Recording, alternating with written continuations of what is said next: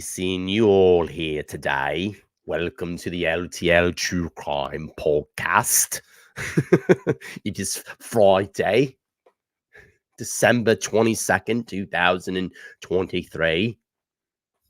Oh, imagine if I came on talking like that all the time. That'd freak you all out. What up, everybody? How's it going? Welcome back in. God, I feel like I've seen everybody a lot today. It's fun when you're sick in your home and being a full-time creator. This is fun. I get to see everybody. Welcome back into the live show. We're going to do a little review of Megyn Kelly's podcast on Bryan Kohberger and the Idaho student murders tonight. And it's actually not that bad. It's actually pretty good. I've been listening to it off and on. And listen, I understand it's going to be a lot of recycled material, things that we haven't talked, things we've already talked about. But I find it interesting in the sense that, a lot of us here have been beating this drum for, well over a year now. And no fever. No fever. No fever. No, I actually been holding the fever down the last 2 days. It did spike this morning. It was up when I got out of bed this morning. It was 101. I was feeling pretty shitty. Got some Tylenols into me. Half an hour later, went down. Been popping 2 every 6 hours. Temperature's been down to normal. So hopefully I'm in the middle of kicking this. The weird thing with COVID or the flu, whatever you want to call it, is that I described it as a roller coaster ride. It loads in, you feel like shit, it drags you down. Then you come back up. Like the next day, you're like, oh, I'm getting better. And then the next day it drags you back down and you kind of play this roller coaster with it. But it is, I've been eating so much vitamin C, it's not even funny. I saw someone else is not feeling well either. And let's send them some well wishes. Jennifer says she hasn't been feeling well either. Well, I'm sorry, Jennifer. I hope you feel better soon. But let me go back to my point.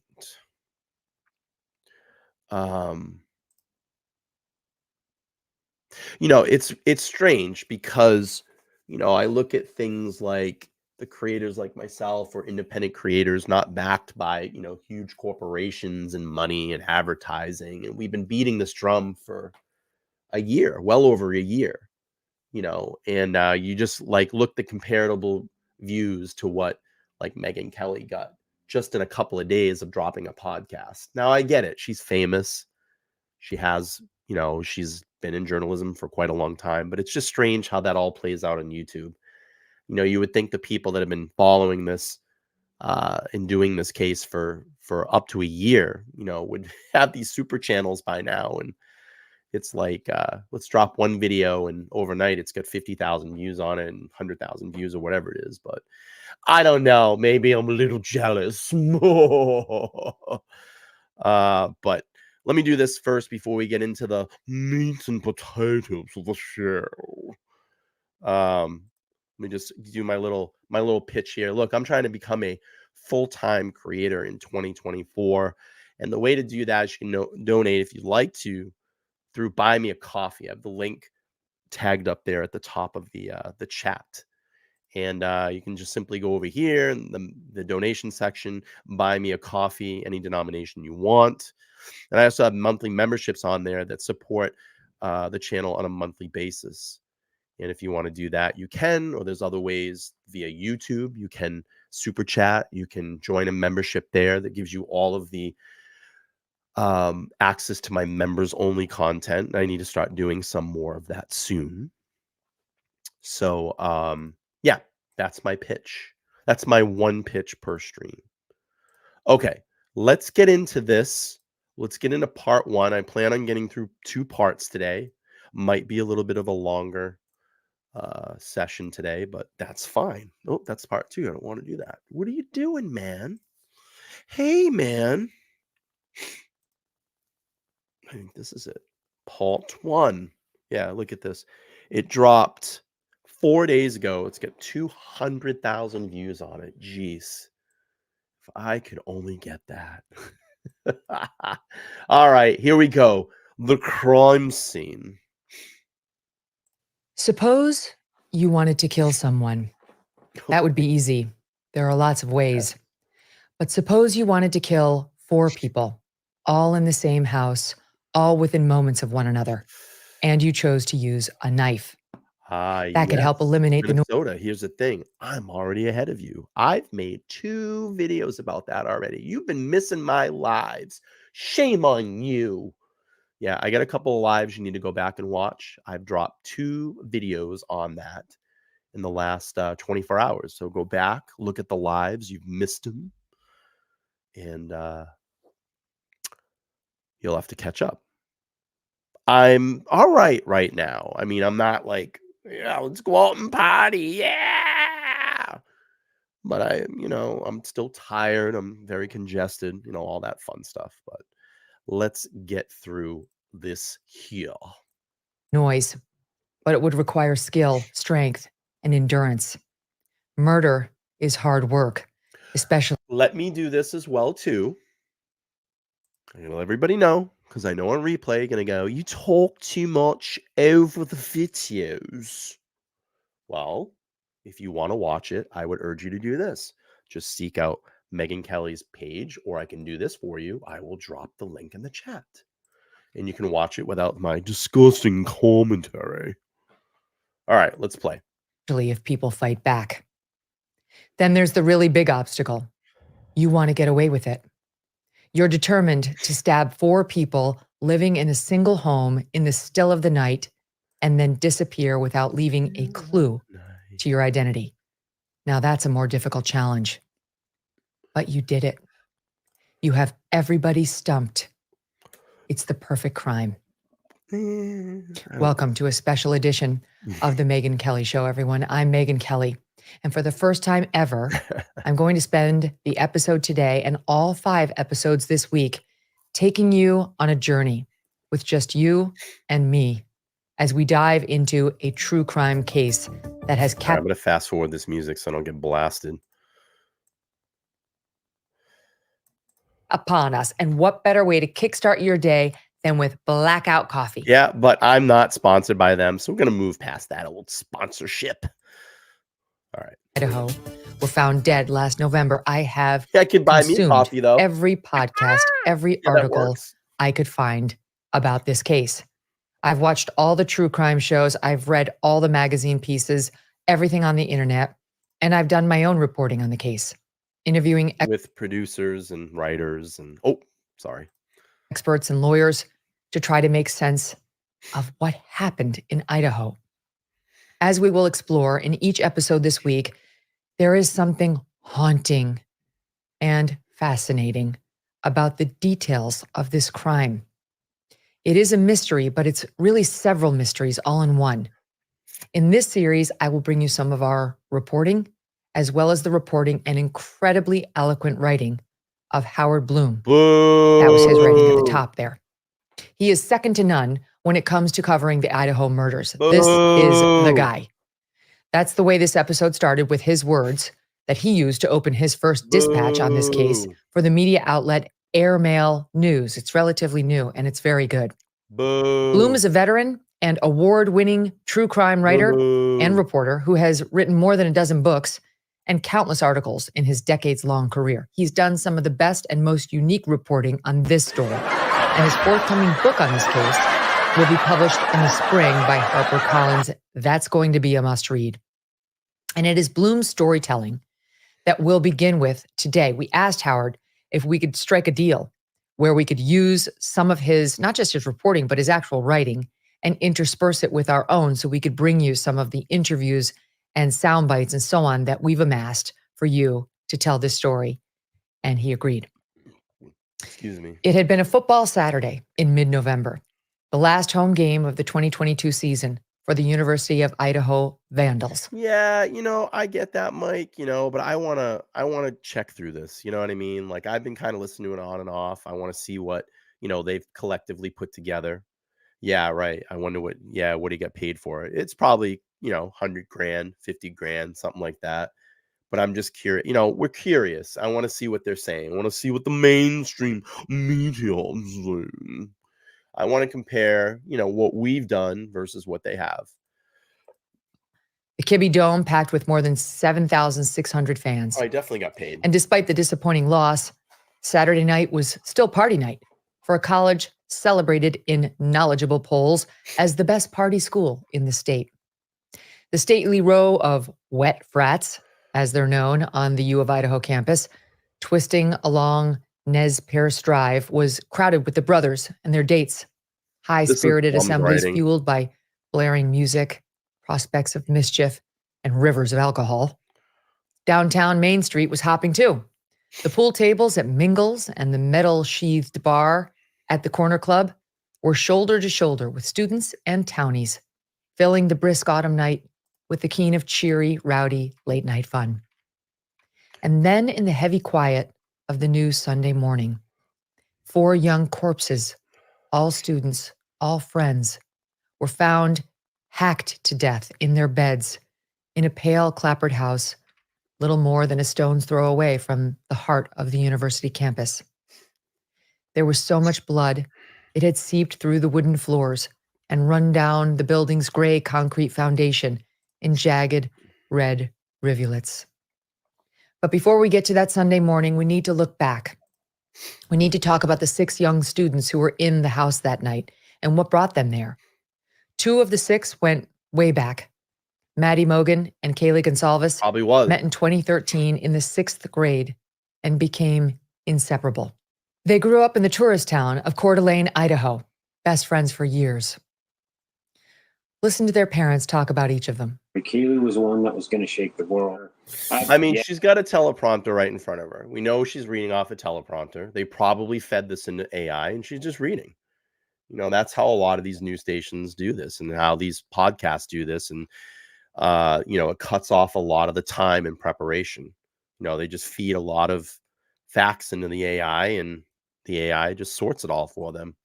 Yet to come across somebody who we'll see has had anything negative to say, which people think, oh, no. I think it'd be good because we can go look back, looking back. We're going to go back to the beginning. Let's go back to the beginning.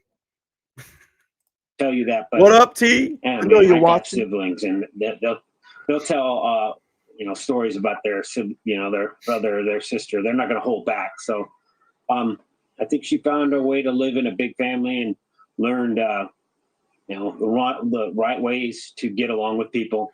And that showed later on in her life when she was able to go to college and meet all these people. Maddie Mogan, yes.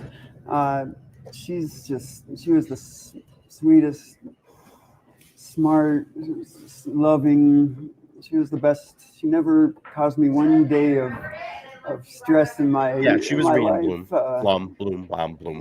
She was the best child I could have asked for, and we miss her so much. The night of November 12th, Maddie and Kaylee went out together in Moscow to the Corner Club bar. More on that in a minute. Ooh. Ethan Chapin was in the house that night. He was a triplet. He and his brother Hunter and sister Maisie all attended the University of Idaho. His girlfriend was Xana Kernodle. She had a tough upbringing, but she was thriving. Ethan and Xana's parents. He literally. How many takes she had to do this? Like, how many takes? Because I know when I sit and try to like do a video, I can't do it. I need to just press live and go live. I cannot put a video together to save my life. Lit up every room. Everybody. He was friend to all.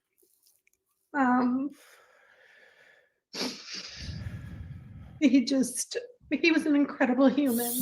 Xana was tough. She was strong. She was funny.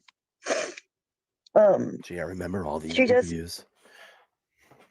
She just couldn't make you smile, no matter what. And she just had a quirkiness about her that not a lot of people possess, that kind of talent to be able to light up a room like she did. On the night of November 12th, 2022, Ethan and Xana went to a party at Ethan's fraternity, Theta Chi.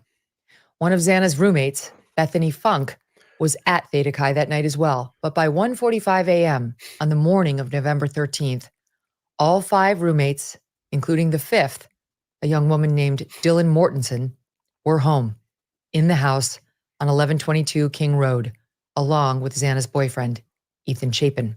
Oh, by the way, I just want to stop this really quick. Oh my God, you stop it way too much. Don Williams, thank you so much for becoming a new member. Luna, thank you so much for becoming a new member. Val, thank you so much for becoming a new member. Peter A, thank you so much for becoming a new member. And Wrestler's Mom, thank you so much for becoming a new member. Look at all those new members. Xana received a DoorDash delivery order at approximately 4 a.m. And shortly after 4 a.m., reports are that all of the roommates were either asleep or at least in their respective rooms. The roommates were close, active on social media, Pinterest, Instagram, TikTok. We see how close they were in the social media posts they made, like this one. What's your question? Oh, you know what's crazy? Check this out. Today, on my suggested, guess who came up as a suggested friend? Karen Reed. Isn't that crazy? And it said, people you may know. Karen Reed. And it's the actual Karen Reed. Isn't that crazy? I thought that was crazy. How did Bethany and Xana and Ethan at the party if she was already home? How did Bethany see Xana and Ethan at the party if she was already home? Yeah, good question. Super good, great question. God, it smells like dirty dick in here. Murphy, you've been a bad boy. It's 9:10. Guys, can anybody drop me class? I'm fucking late for my meeting. I'm supposed to be there 10 minutes ago. Did anybody do their chores today? Fuck, I'm just gonna do it.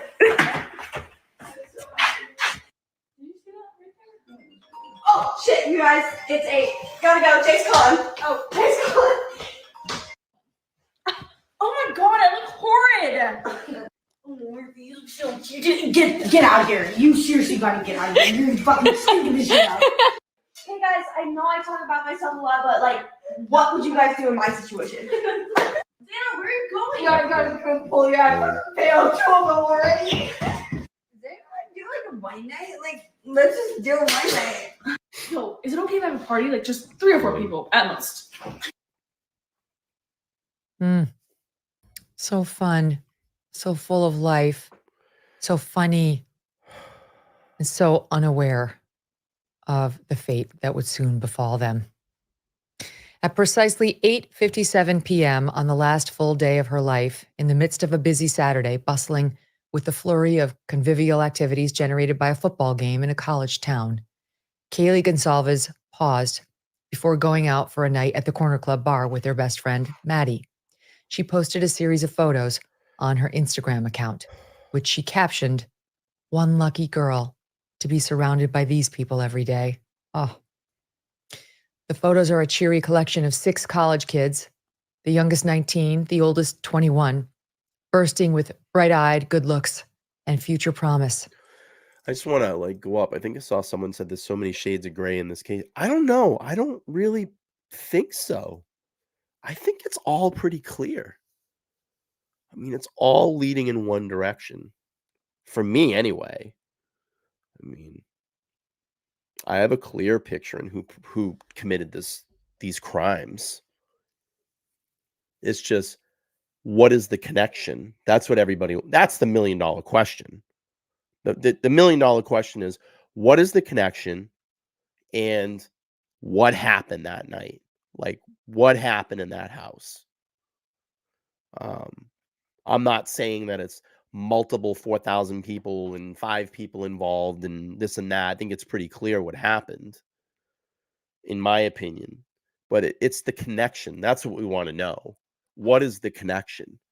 And I think, you're going to find out a lot of that, finding out that they had Kaylee's phone for a much longer length of time. Is there stuff on that phone that puts Bryan Kohberger in connection with her? I know that's been the $1 million question. Who was the who was the person? Who was the target? Kaylee, Maddie. Steve just let out a little nugget the other day. I saw the white Hyundai Elantra. I know where they stopped and looked. What were they looking at when they stopped and looked at that house? What window were they looking in? To me, it's it's pretty clear. But we have to find out, like, if it's stalking, then we need to find out what started the stalking. Are we going to see something on his digital devices that he looked up and was watching those girls online, and then it became more of an obsession, and then I want to get close to them, and et cetera, et cetera, et cetera, and then then on. That's the whole thing. We're all waiting for that opening statement in court. That's what we want to hear. They were meant to be, it appears, visual testimony to the fun the students were having, to the blessings a munificent life had generously bestowed on them. That's the rumor. We know the girl's house on King Road was one that was... Well, I don't think they've gotten her phone back yet, but they've been allowed to have photos and videos off of her phone. That's what was stated in the most recent interview with the Gonsalves family on November 13th of this year. Full of joy in the way a college house often is. It was the frequent location of parties or informal gatherings.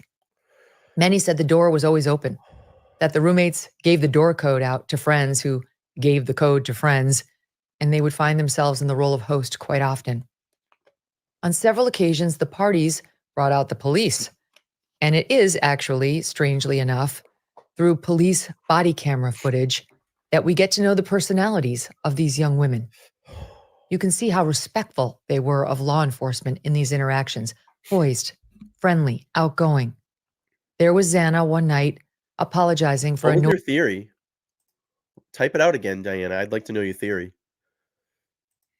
Noise complaint made by a neighbor. What's your name? Xana. Xana, do you live here?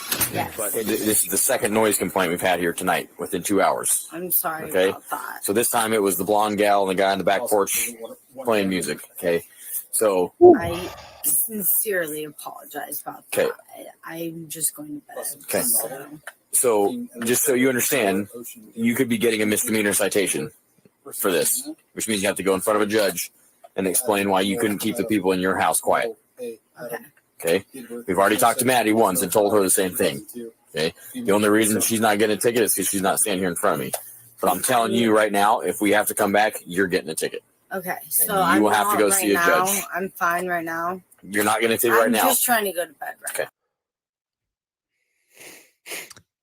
Kaylee, too, takes the lead in engaging with the police when they showed up to a party one night, talking her way out of a potential $300 fine for a noise violation. How are you? Good. How are you? Good. Is this your place? Yeah. Perfect. You know over here.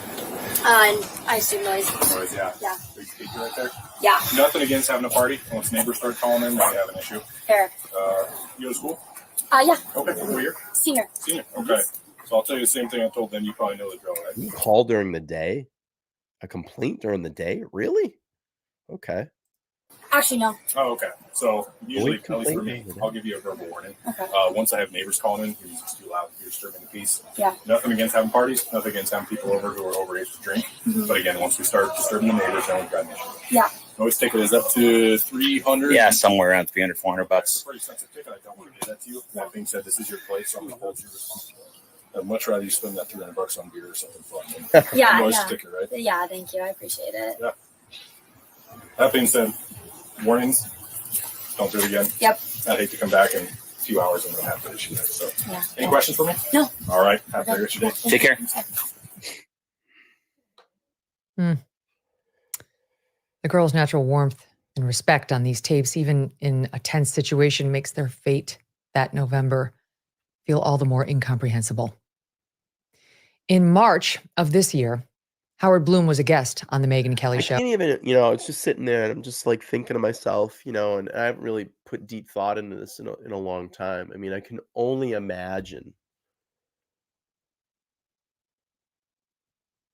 the horror in that house that night. If they were sleeping and they were awoken by being stabbed. I mean, I can only imagine the horror that went on. Like, you have no idea what's going on. You possibly could have someone on top of you stabbing you multiple times, or just leaning over you and stabbing you multiple times. You're stabbed. Your friend next to you is stabbed. And then, they make their way downstairs and essentially finish off two of your friends. It's horrifying. I mean, it's just even horrifying to think like you laying in bed and that happening to you, just a singular person.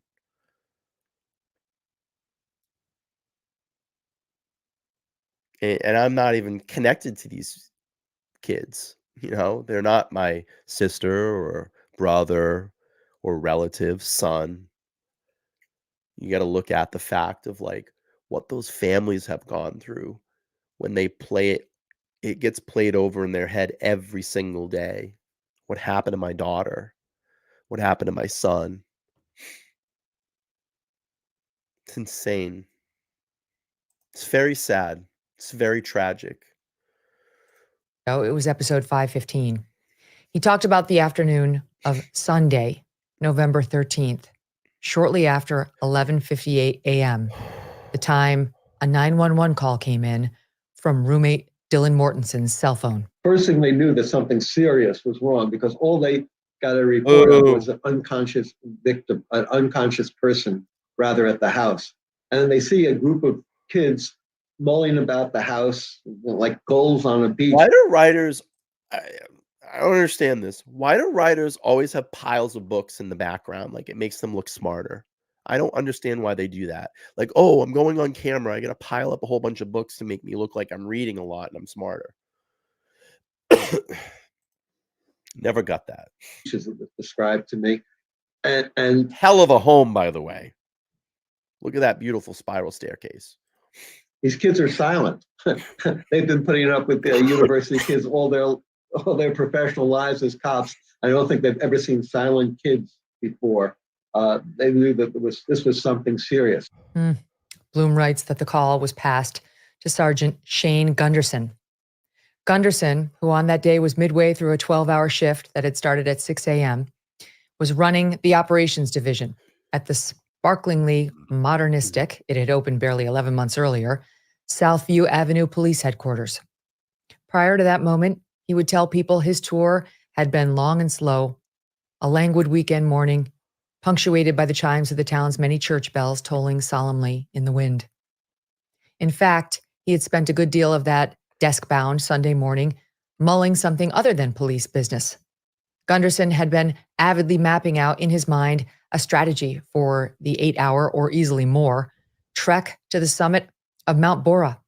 He and a friend from the University of Idaho Psych Department had been planning for the spring. It's Idaho's highest point, and the trail up the southwest ridge to the 12,662-foot summit is a steep, hard climb.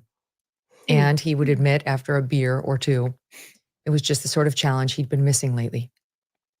Now that he had his sergeant's stripes, police work was more about distributing memos and filing papers than getting out into the field. That bothered him. Nearly 10 years on the force, he still wanted to be the gung-ho officer who had joined up straight out of Lewis Clark State College in nearby Lewiston and worked his way up from patrolman. In his early days, he had distinguished himself as a hands-on cop, someone out on the streets doing what the Moscow PD calls community policing. Back then, he'd scored a lot of points both in and out of the department, as well as winning the Officer of the Year honor in 2017, when he single-handedly planned and organized a hot dog barbecue, bringing together the cops and local school kids. He was from the area, growing up in small-town Potlatch, and still smarting from his own childhood run-ins. He knew only too well how hard-ass cops could sour things, make things confrontational. It was his job, he'd say with determination, looking out for and working with the citizens of Moscow. When the 911 call came in, Gunderson had a corporal and 2 other officers on duty to assist with patrol. He could have left the response to them. He certainly, he'd tell people with a hint of embarrassment, had no intimation of something out of the ordinary. That morning, he was simply eager to break the monotony. And as always, he felt strongly it was important for him to get out on the street where people could see him. He swiftly decided he'd go to the scene too, with his officers. It was a quick trip. The roads leading into the university neighborhood that Sunday were as empty as the classrooms. And as soon as Gunderson's black and white cruiser pulled up behind the neat row of cars parked in the driveway of the austere, cantilevered house on King Road, he immediately knew. Lady Law, thank you for the dono through Cash App, the 888. I appreciate that. Thank you. Something was very wrong. It was the noise. There wasn't any. Just an eerie, unnatural silence. A cluster of young people were wandering about, not merely subdued, they seemed stunned, as if drained by a deep and intense shock. When the 3 mystified officers approached the front door, someone in the crowd, it would later be shared, muttered a single plaintive word: dead. Still, Gunderson would confess to others he was unprepared for the strong smell of blood that rose up in his nostrils the moment he walked inside. The coroner, who had once been an emergency room nurse in an earlier stage of her life, would describe the scene in press interviews as chaos, lots of blood. Few others would even attempt to put into words what they saw. There are moments, cops will tell you, that are too profound, too unnerving. I mean, when I think about it, and it's, I guess it's horrible to describe it this way, but, I think of,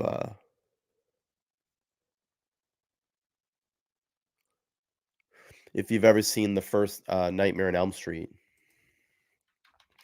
I think back to the original one. And I think about, 1984. And I think about that scene when Tina and the boyfriend are in that room and the door gets locked. Obviously, Idaho victims don't get dragged up a wall, but I just picture the scene being like that. When she falls on the bed and, there's that scene. I mean, I know it's awful to, I guess, compare anything like that. But that's what it would just, remind me of. I couldn't imagine the horror. And it's unsettling to think about. And there's going to be a lot of unsettling things that come up in court that we may see, that we may hear. To be experienced in the present, all you can do is move forward. There will be time later to try to make sense of it all. Procedure takes precedence. It allows a protective membrane to be stretched between the real and the too real. All other thoughts, all other feelings become extraneous. The trio of officers, meanwhile, proceeded with haste to the second floor. They opened the bedroom door to find 2 dead bodies, a male and a female. The pair was gruesomely drenched in blood, yet both had their good-looking faces oddly preserved, like masks. Even at that probing moment, it was difficult, one of the young officers would later nearly wail, to look at the 20-year-old pair. They were Ethan and Xana. On the third floor, things got, if possible, worse. In one bedroom, lying in a single bed, were 2 inert women. It was Maddie and Kaylee. They might have been sisters, so similar were the 21-year-old's pretty Barbie doll-like sculpted features, their long cascades of thick, streaked blonde hair falling down to their narrow shoulders. Yet in death, there was one gruesome difference. Kaylee, it would be reported, had been hacked with a particular ferocity. It was as if her wild assailant, or was it assailants, had been intent on gouging out chunks of her flesh. Jesus. Large punctures was how the lacerations had been described. Maddie's wounds, while no less fatal, appeared less feral, more measured, at least in comparison. Wow. Just going to pull this $9.99 up. Thank you so much, Allison. I appreciate it. She says, I've been out about 10 plus weeks relocating my folks 3 miles from me. Did 2 estate sales, made them lots of money, but I'm exhausted. Merry Christmas, LTL family. And I hope that you feel better, Bryan. Well, fantastic on your relocation, your estate sales. That's great. And Merry Christmas to you as well. And thank you so much for your donation. And I'm glad that you could be here tonight, even just for a little while. Get some rest. We need you back. All right, let's keep playing through. Wow, this is intense. Very, very intense. I'm glad that we've had the opportunity to watch this together. Across the narrow hallway was one final door. The officers pulled it open, and at last, they discovered a sign of life. A fluffy, caramel-colored dog. It was Murphy, Kaylee's frisky labradoodle. He was unharmed, not marred by even a speck of blood. A small consolation, and barely one at that, for all they had seen and were only beginning to process. Later that day, around 4 p.m., a police officer named Brett Payne arrived at the scene. He would go on to interview the 2 surviving roommates, Dylan and Bethany, who in the affidavit he would file were only identified as DM and BF. Here is, directly from the affidavit, what he learned from his interviews with both Dylan and Bethany, although it appeared Bethany had slept through the commotion on floors above her first floor. Yeah, you got to keep in mind, Blum is a person that will use facts, but he will spin it in a very fantascious narrative. So keep that in mind. It would be like a very fantasy narrative to his writing. So a lot of things that are, used, he will add a spin to it. Bedroom. DM and BF, quoting here from the affidavit, both made statements during interviews that indicated the occupants of the King Road residence were at home by 2 a.m. and asleep, or at least in their rooms, by approximately 4 a.m., he wrote. This is with the exception of Xana Kernodle, who received a DoorDash order at the residence at approximately 4 a.m. Law enforcement identified the DoorDash delivery driver who reported this information. DM stated she originally went to sleep in her bedroom on the southeast side of the second floor. DM stated That's she was why I boo him a lot. See, Megyn's not reading from him now. She's reading like news article stuff. DM stated that she's reading from the affidavit now. And you can tell when she swings back into Bloom's writing. But it's, again, I wanted to see what this was. I think it's very good. I like Megyn Kelly. I thought it'd be great just to go through this and see what her take and spin is on this. And essentially, it's just basically promoting Bloom, blah, blah, blah, blah, whatever. Awoken at approximately 4 a.m. by what she stated sounded like Gonsalves playing with her dog in one of the upstairs bedrooms, which were located on the 3rd floor. A short time later, DM said she heard who she thought was Gonsalves say something to the effect of, "There's someone here."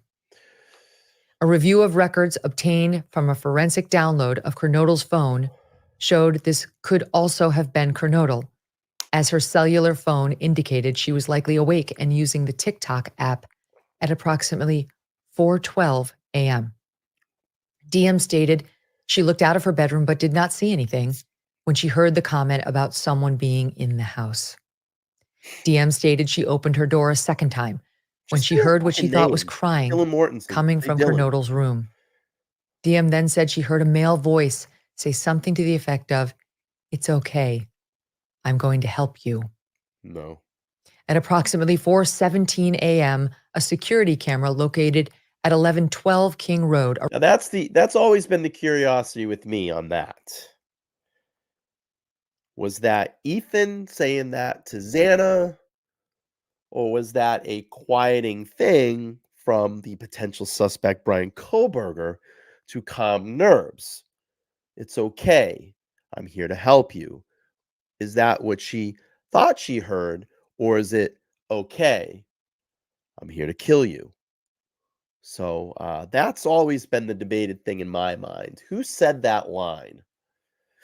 Who said that line? Who do you think said that line? Was it Ethan comforting Xana after they had been stabbed? Or was it, do you think, Bryan Kohberger, the alleged suspect, that had said that? That's always been on my mind. And Laura, when Laura used to come up on the panel, we had done a stream about that.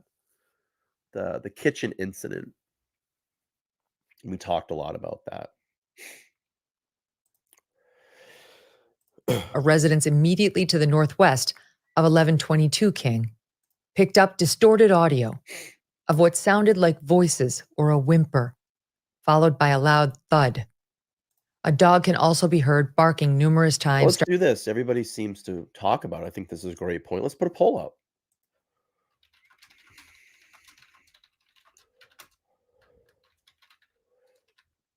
Let's do this. I think the voice was, so we'll just put BK or EC.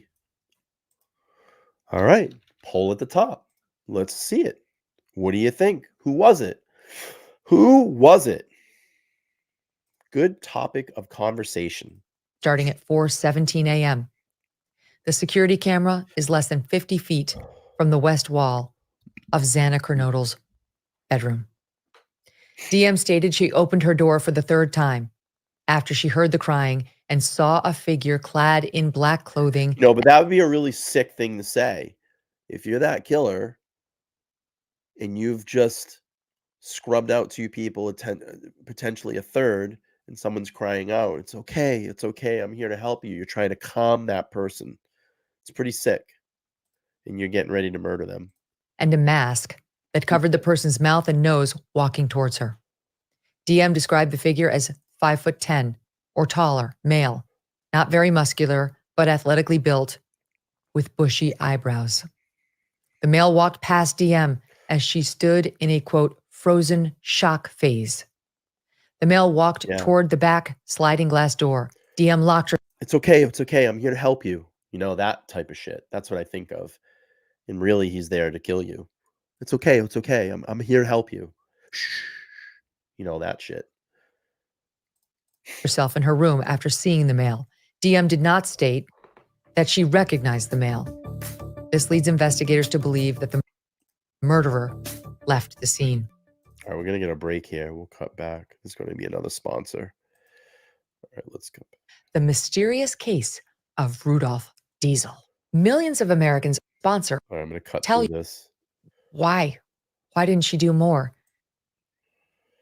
Let's back up. Or until the morning. Small businesses. All right, here we go. Just kill that. Bit in a bit.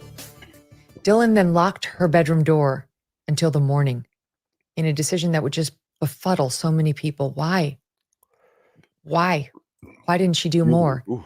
We don't know the answers, but surely we will by the time this case is tried.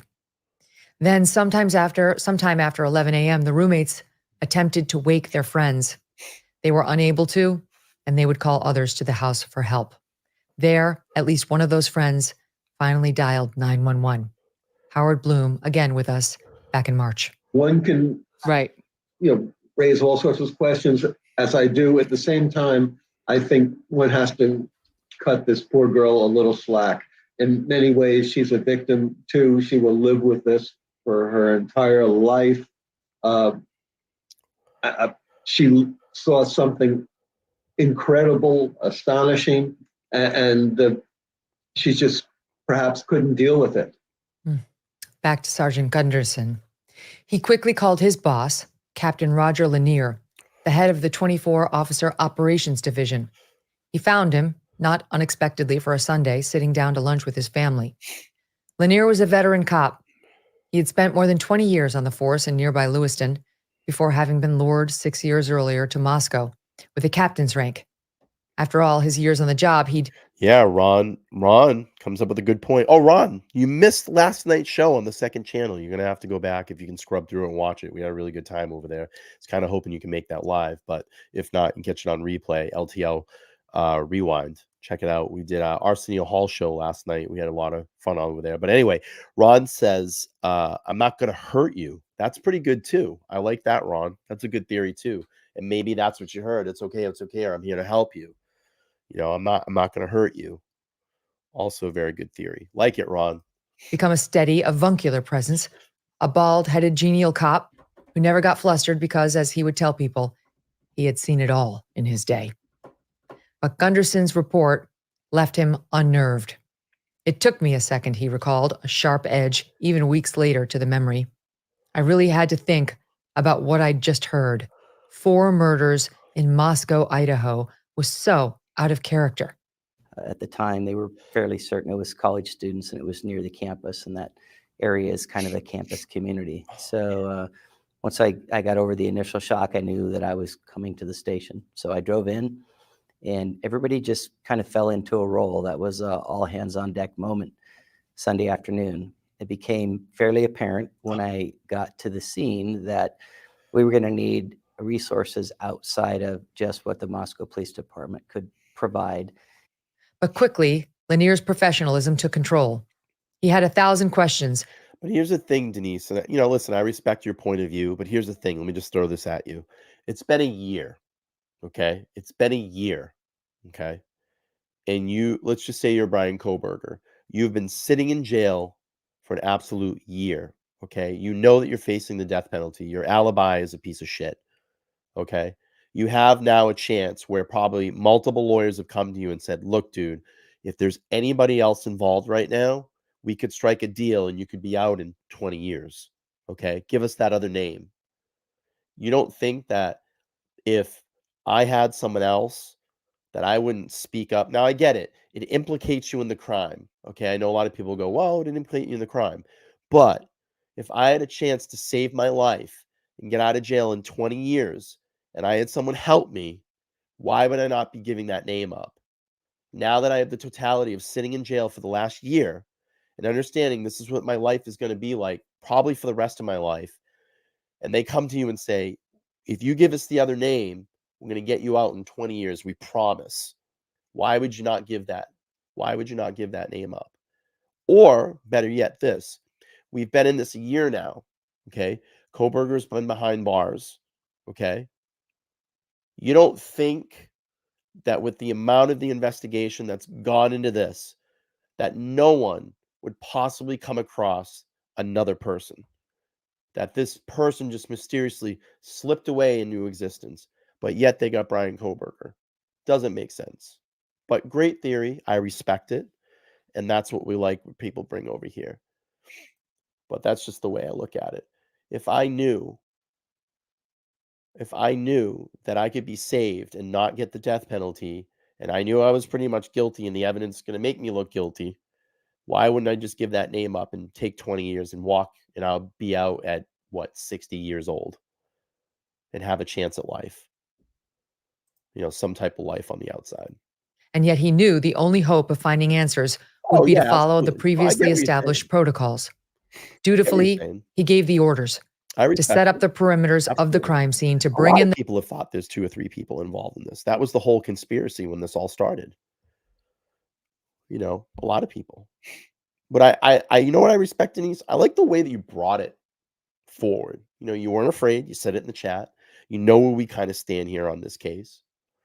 But you did it in like a super respectful way. You didn't blow out some weird conspiracy, and we respect that. So thank you. Thank you for coming forward and not being shy to say that. I thought that was really great, the way that you presented it. And you took criticism well. You didn't come back and scream at me like when I might make a criticism or a correction or whatever, and I hate this channel now. I think that was really cool. Great debate, by the way.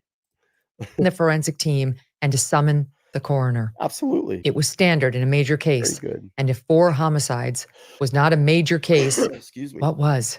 To alert the Idaho State Police, and he did that too. Moscow was the responsibility of the state's District 2 Detective Office in Lewiston, the county seat, and where he'd Welcome in, been on the everybody. job for 2 decades. And he Add knew me in here right now. Make sure to smash the old likey button. It's free to do that. We're at about 43 likes. We can get that up. Let's get it to 50. Then when we get to 50, that goal, we want to get it to 75. And then we want to get it to 100. That'll get this stream out into that evil algorithm. knew many of the state Let's detectives. go. There was a companionship. Still, it was a difficult conversation. But his next call was harder. The university had to be informed. It was not just that 4 students had been brutally murdered in an off-campus home, but there was no way of knowing whether the killer or killers planned to strike again. The students needed to be warned. At 2:07 p.m., a little over 2 hours after the 3 cops had entered the blood-soaked house, the University Office of Public Safety and Security sent a vandal. Great point, Ron. If there were 2, the wounds would be different. Great point, Ron. I never even thought of that. Thank you for that, Ron. You're right, because the attack style would be different. That's a great point. That's a really, really good point. That's definitely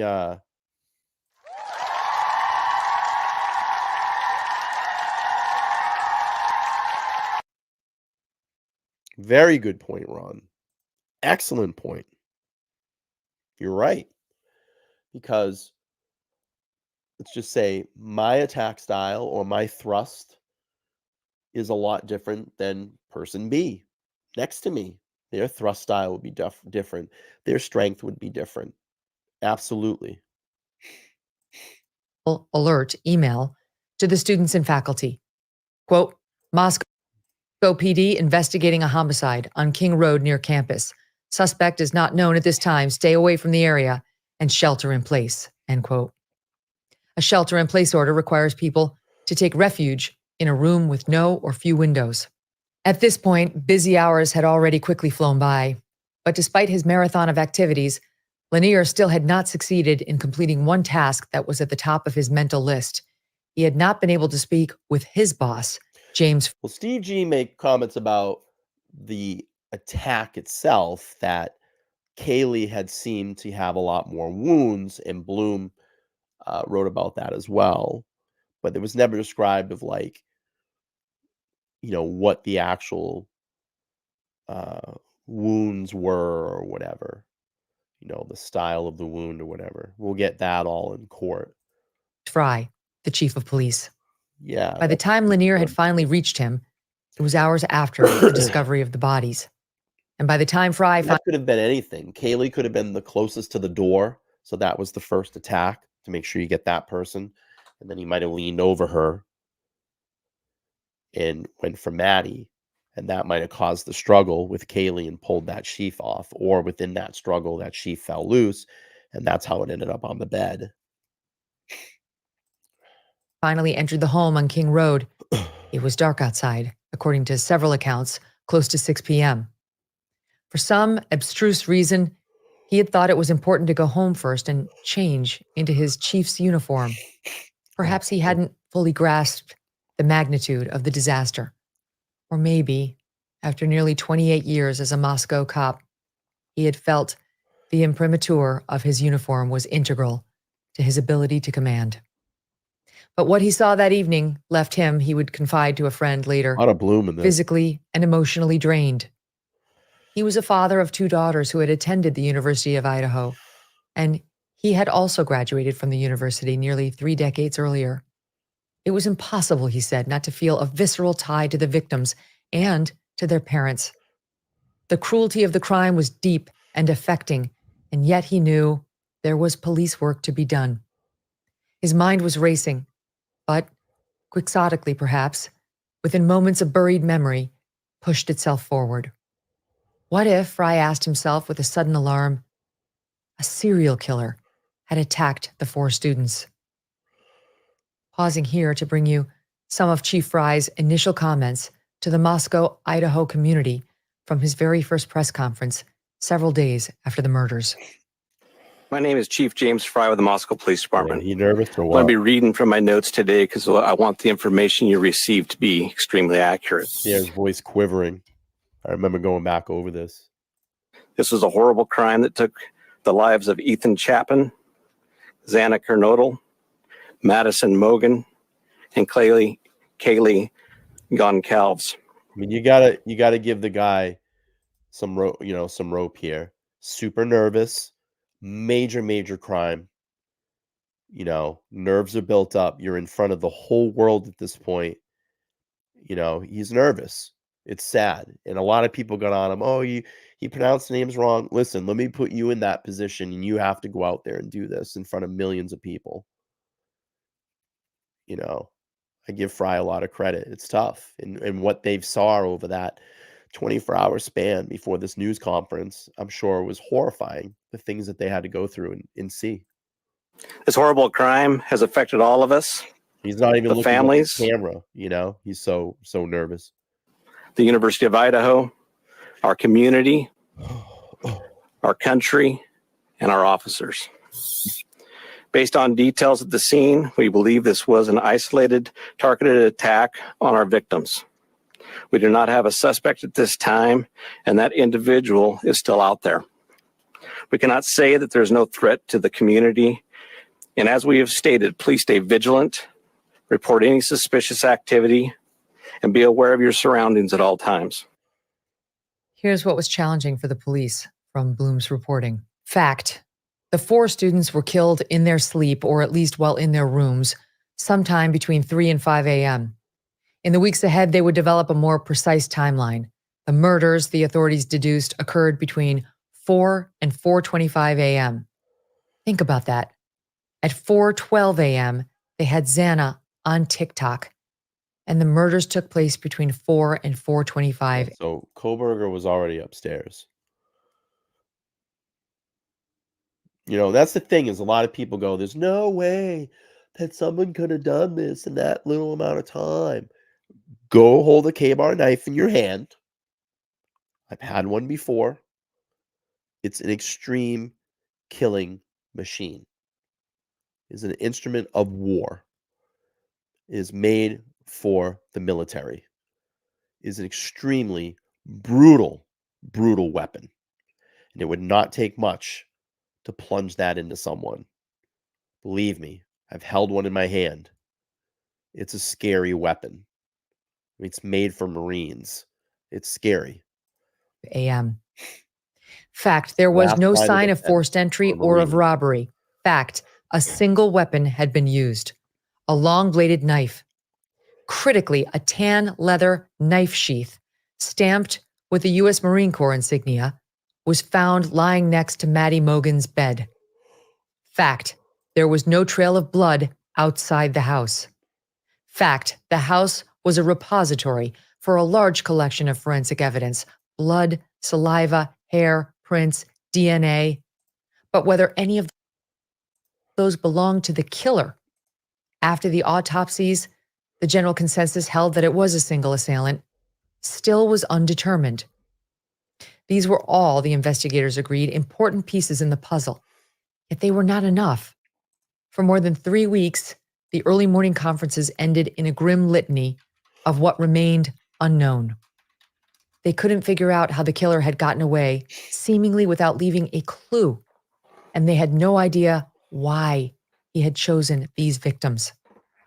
And now, as the investigation in Moscow plodded on and frustratingly on, an exasperated Chief Fry appealed to locals to become, in effect, consulting detectives.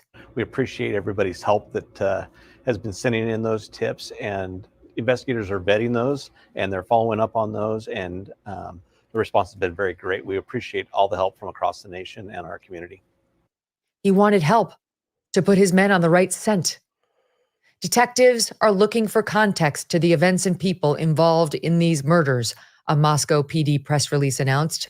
To assist with the ongoing investigation, any odd or out of the ordinary events that took place should be reported. And nearly begging, the release urged, your information, whether you believe it is significant or not, might be the piece of the puzzle that helps investigators solve these murders. The tips poured in. A new generation of consulting detectives armed with cell phones and laptops with access to a vast repository of information from selfies to Facebook pages, and further stoked by the barrage of the raw theories and hearsay disseminated on Reddit and 4chan, embraced the opportunity. It was a real-life mystery that had the compelling allure of a particularly thorny CSI episode, and not least, the police were pleading for help. More than 9,025 email tips were received, in addition to the 4,575 phone calls and 6,050 digital media submissions. An army of law enforcement analysts was assigned to the long, daunting task to see if in all the oysters there was a single pearl. Much of it led down rabbit holes of fatuous speculation. Some of it was not just wrong-headed, but cruel. Innocent ex-boyfriends, a hoodie-wearing bystander lurking at a food truck where Maddie and Kaylee had ordered early morning bowls of carbonara to soak up the alcohol ingested during the last carefree pub crawl of their lives. A bro neighbor who insisted on sharing rambling anecdotes with every reporter who knocked on his door, and frat brothers who were rumored to be stoked up on steroids and driven by long gestating grievances. All were callously and persistently slandered with a malicious authority. It got so madcap that a history prof at the university decided she had to sue to put an end to one internet sleuth's bizarre speculation that a failed romance with one of the women had driven the teacher to kill. And then the analysts hit a gold scene. Are you thinking about how... All right, it's going to be a sponsor. I'm going to move forward here because we're not sponsored. The overnight assistant manager, I wish her name at her request remains secret, for a gas station on Troy Road. Not anybody wants to sponsor me, reach out. We'll strike a deal. Whatever you need, I can do. Let's get a sponsorship for the LTL True Crime Podcast. That would be great. Far from the house on King Road, had decided she might as well see what she could do. She had not been working the night of the murders, but nevertheless, she spent the downtime on her graveyard shift reviewing the videos recorded by the station's surveillance cameras on November 13th. I had a weird feeling, she later said. For 2 nights, she intermittently kept at it, but found nothing. Then on the 3rd night, she spotted a white car speeding down Highway 8 before turning pell-mell down a side street. She took a screenshot of the car and emailed it to the tip line address. 2 days later, Moscow police arrived at the gas station to confiscate hours of surveillance footage. And after just a quick view, they began to feel the hunt was on. Encouraged, they reached out on a hunch to Kane Franzich, recently retired and now investing in real estate, was a freewheeling guy who shares on his website that he listens to classic vinyl while drinking single malt scotch. He also owned a 6-unit rental complex on Linda Lane, about 0.3 of a mile from where the bodies had been found, with a surveillance camera fixed to the roof. I downloaded it and gave them access to everything from 2 a.m. through noon on Sunday the 13th, he said. Once those tapes were reviewed, the same telltale white car was spotted. And again, it appeared to be making a I remember seeing that for the first time when that clip was floating around. I remember this little thing, this recorded video. I remember seeing that. You all remember seeing that for the first time? I want to say it was like a good minute long or something. And there was someone talking in that video. breakneck getaway through the dark AM streets. Love to With see this the original confirming video of sighting, a that. different pace, a different mood took over the investigation. Is that even out there anymore? Yeah, Carrie remembers. Is that even out there anymore, Carrie? I'd love to see just the original video of that. The team felt they could now march forward with a purpose. Yes, the face in The the FBI background. Yep. laboratory enhancement had succeeded in deciphering A lot the of blurred people thought that was like Kohberger, remember? They were like, "Oh, that's Kohberger. You can hear his voice on the tape."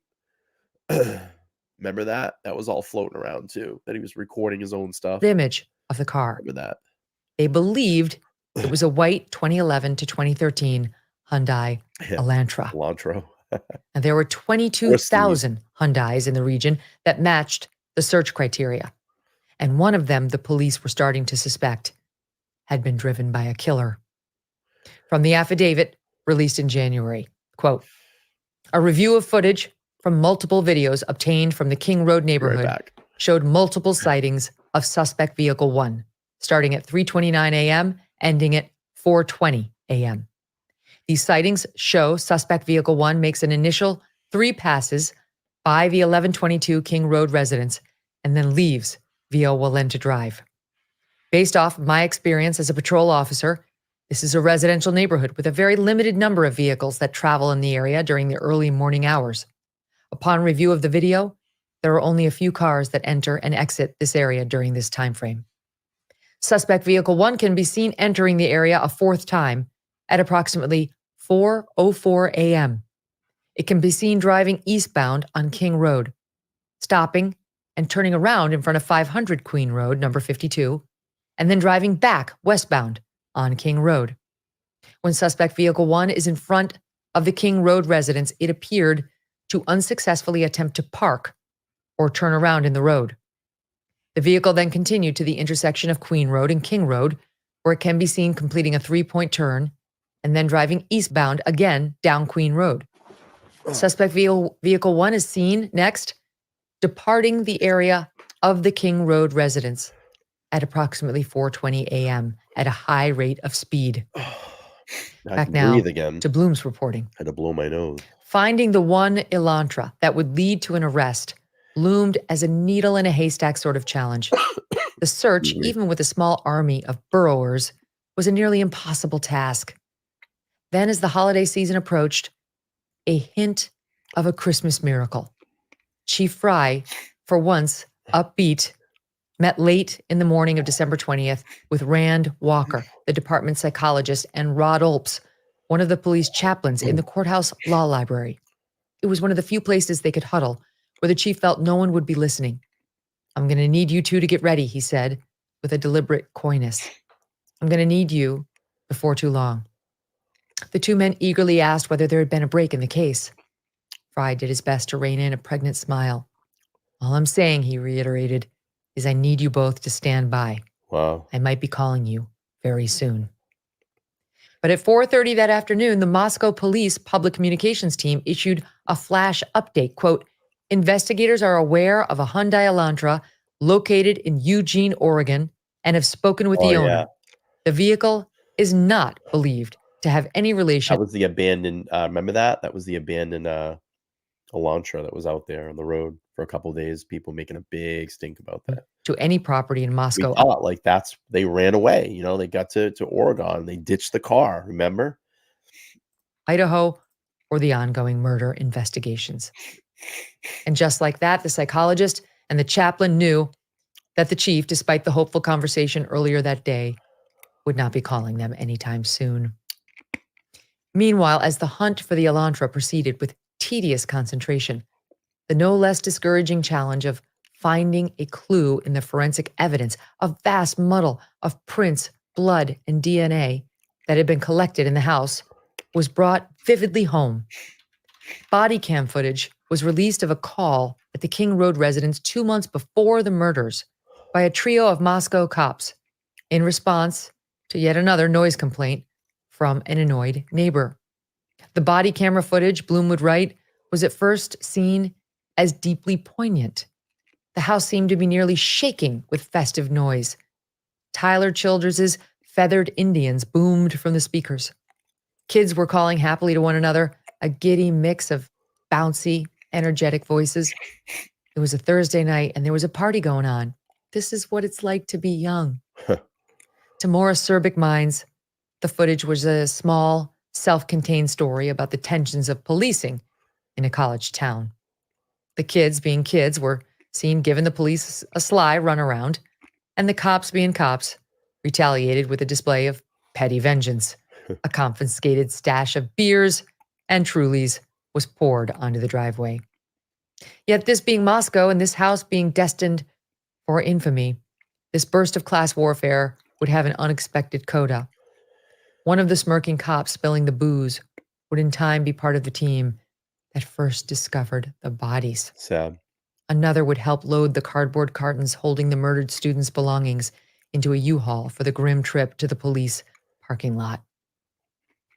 To the informed and dispassionate view of the FBI's scientific experts, however, the body cam footage was seen solely in operational terms, and it was dispiriting.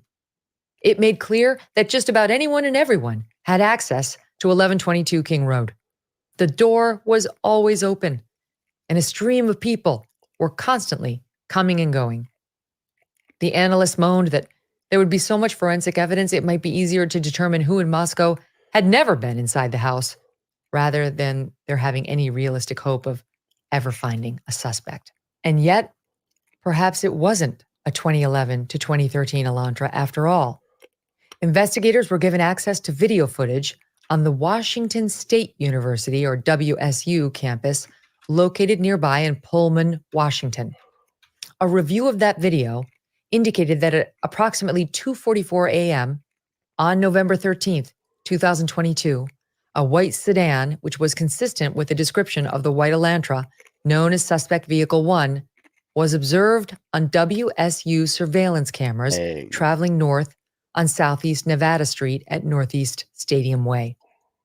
At approximately 2:53 a.m., a white sedan, which is consistent with the description of the white Elantra known as Suspect Vehicle 1, was observed traveling southeast on Nevada Street in Pullman, Washington, toward SR 270. This is Howard Bloom here, quoting from the affidavit. SR 270 connects Pullman, Washington to Moscow, Idaho. This camera footage from Pullman, Washington was provided to the same FBI forensic examiner. The forensic examiner identified the vehicle observed in Pullman, Washington as being a 2014 to 2016 Hyundai Elantra. At approximately 5:25 a.m., a white sedan, which was consistent with the description of Suspect Vehicle 1, was observed on 5 cameras in Pullman, Washington, and on WSU campus cameras. What was it doing there? Well, shortly after midnight on November 29th, Washington State Police Officer Daniel Tiengo reported that he had identified a 2015 white Elantra on campus with a license plate LFZ 8649. It wasn't from Washington, though, or Idaho. It was registered to the Commonwealth of Pennsylvania. Well, by the way, huge shout out to the Mob Crew channel. What he's been doing over there lately with lining up all the audio and the timing and all the video footage that we have so far and recognizing the sounds that we're hearing in like the Linden Lane footage versus the Banfield footage has been amazing. If you haven't gone over and checked out those videos, please do. I've been watching some of his lives lately, and I just wish I had the time and the dedication to do what he's been doing. And that's why his channel is so great. And he's got like 70,000 subs over there, and well-deserved. I mean, he's just killing it over there, but has incredible talent with putting videos together and audio and really, really good stuff. It just the Banfield video that we just saw kind of triggered that. So check that out. He does kind of look like Batman. Yeah, Chris does. Yeah, he's really good. His channel's According great. to the affidavit, just minutes later, a different officer, Curtis Whitman, located On that another level than LTL. car in the parking lot of an apartment complex that Excuse me. houses WSU students. The vehicle belonged to a graduate student and a teacher's assistant named Bryan Christopher Kohberger. His major was criminology. Kohberger would be driving that car shortly after the identification, far away from Washington and Idaho, and the scene of that gruesome quadruple murder. It was headed for a cross-country drive. He had a passenger in the car too, his father. His dad. Little did they, or the small town community of Moscow, Idaho, or the country that had become obsessed with and terrified by this story, have any idea that the police and the FBI were tracking their every move as they made their way back home to Pennsylvania. But not before a few bizarre chance encounters with authorities along the way. Okay, I'm going to leave it all up to you. We're at 9:36 p.m. here in the East Coast. I'll take a vote. Am I playing part 2 now? Or do you want to watch part 2 tomorrow? If you want it now, hit an N. If you want it tomorrow, hit a T. I will stay if you want to watch it now. But you all have to let me know. Are you engaged? Because I'll do another hour with you if you have another hour. But if you're not going to be here, then I'm just going to cut the stream and we'll do it tomorrow. I'm good. I can do another hour. It's going to be another hour. So I just want to get the gauge on the crowd. If you want me to do it, I'll definitely do it. A lot of ends. Okay. But are you going to do a live tomorrow? Yes, I'm going to do probably part 3 and 4 tomorrow. Yes. If we do 2, we'll do it. We'll do it tonight. Okay. Everybody's engaged. Cool. Love you guys. Friday night, we're hanging out. I'm good to go. Let's keep it going. Let's keep the crowd up. We got about 83 in here. I'm loving it. Smash that like button to show me that you want to keep doing this. Most important things, we got to get this up to 100 likes tonight. That's the goal. We're only at 53, so we can do better. All right, here we go. Part 2, you asked for it. We're going to do it. 49 minutes. Let's go. Case captivated the country for weeks. 4 college students murdered inside their Idaho home. Was it a home invasion gone wrong? Was it drug-related? Was it something far more personal? Welcome to the Megyn Kelly Show. I'm Megyn Kelly. This week, we are bringing you a special edition of the show focused on the true crime case that I, along with millions of others, became absolutely obsessed with beginning just that tagline. No BS, no agenda, no fear. That's pretty good. over 1 year ago. There's so much mystery and confusion around the story. On Monday, we told you about the gruesome and horrific murders. And today we dive into how the suspect was identified and how he was caught. And we will begin to get into the key question. Who is Bryan Kohberger? And what possible motive did he have for this crime? To take you through the intricacies of all this, we're bringing you some of the fantastic writing and reporting of Howard Bloom, who covers this case in great detail for Airmail News. In addition to those articles, his forthcoming book on the case will be published in the spring by HarperCollins. That will Love seeing all the new faces in the live chat. Love the new names. Love the new faces. Thank you. If this is your first time here, let me just let you know this. My name's Brian. I'm the host of LTL True Crime Podcast. Of course, that's why we're here. But I live stream pretty much every night. I try to be here every night at 8:15 p.m. Eastern Standard Time. So if you enjoy my streams, just come hang out. I know a lot of people go, I'm not getting your notifications. It doesn't matter. You know that LTL will be live almost every single night at 8:15 p.m. Eastern Standard Time. Just come check in on the channel. I'm sure I'm here. I'm sure I'm live. That's my pitch. Wow, that's kind of weird. We have Megyn kind of cross breeding with Bloom right here. Kind of looks like a that's such a weird look. Tara, be careful. Jeez. Be careful. All right, let's play. a must read, and we will have All Howard right, back first on timer, look to at talk this. about it when it comes out. But for now, we're going to take you back to November 25th, 12 days after the murders and Bloom's writing. Gosh, she is pretty, huh? Whew. Knockout. All right, let's speed up a little bit because we're going to get a sponsor. right, we'll zoom through that. Here we go. Theory they had been secretly incubating for weeks was growing stronger and stronger. Yeah, crumb.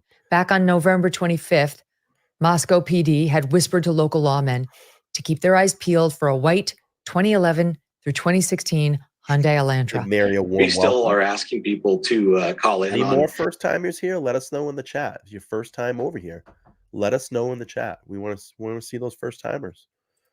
Throw it up in the chat. We'll give you a warm welcome. Thank you for being here. Thanks for subscribing. Any spotting of white Elantra. You know, we appreciate all the tips that We have we've a good gotten, crowd here. not only from local Moscow, but state, but across the nation. And we're following up on all those. Remember, according to the affidavit, the forensic examiner initially believed it to be a 2011 to 2013 Elantra. All right. But after further review, All right. amended that to make it 2011 to 2016. A car like this had been caught on surveillance video dashing about the neighborhood not far from King Road, from the crime scene in the early morning hours immediately following the murders. 4 days later, Daniel Tiengo, a Washington State University police officer, was diligently spending the midnight hours on his quiet graveyard shift going through the inventory of white Elantras registered at the university, and up popped one belonging to a Bryan Kohberger. A half an hour later, another WSU officer drove over to the graduate student parking lot and eyeballed the vehicle, only to discover the car now had Washington State plates, not Pennsylvania anymore. Later in the still new morning, this morsel of intelligence, interesting, but certainly nothing provocative, was passed on to Corporal Brett Payne, the gung-ho former Army MP who was the Moscow police's lead investigator. Payne dutifully typed the car's registration details into the motor vehicle's record system, and the screen quickly displayed a photograph of Bryan Kohberger, as well as his state driver's license information. The license revealed that Kohberger is a white male and a sturdy 6 feet and 185 pounds. But it was the photograph that held Payne's studious gaze. He swiftly zeroed in on the eyebrows. They were bushy. And that, Payne realized with a mounting sense of triumph, was precisely the sort of telltale clue he had been praying for over the past 2 weeks. For all along, since the very first days of this grim case, he and the small inner circle of investigators had been guarding an explosive secret. They had an eyewitness. Dylan Mortensen, one of the two 19-year-old surviving roommates, had seen the killer. At a little past 4 a.m., just about when the detectives theorized the 4 students had been hacked to death, she had heard a plaintive cry. Anxious, she opened the door to her second-floor room and saw someone, a man dressed ominously in black, was walking toward her.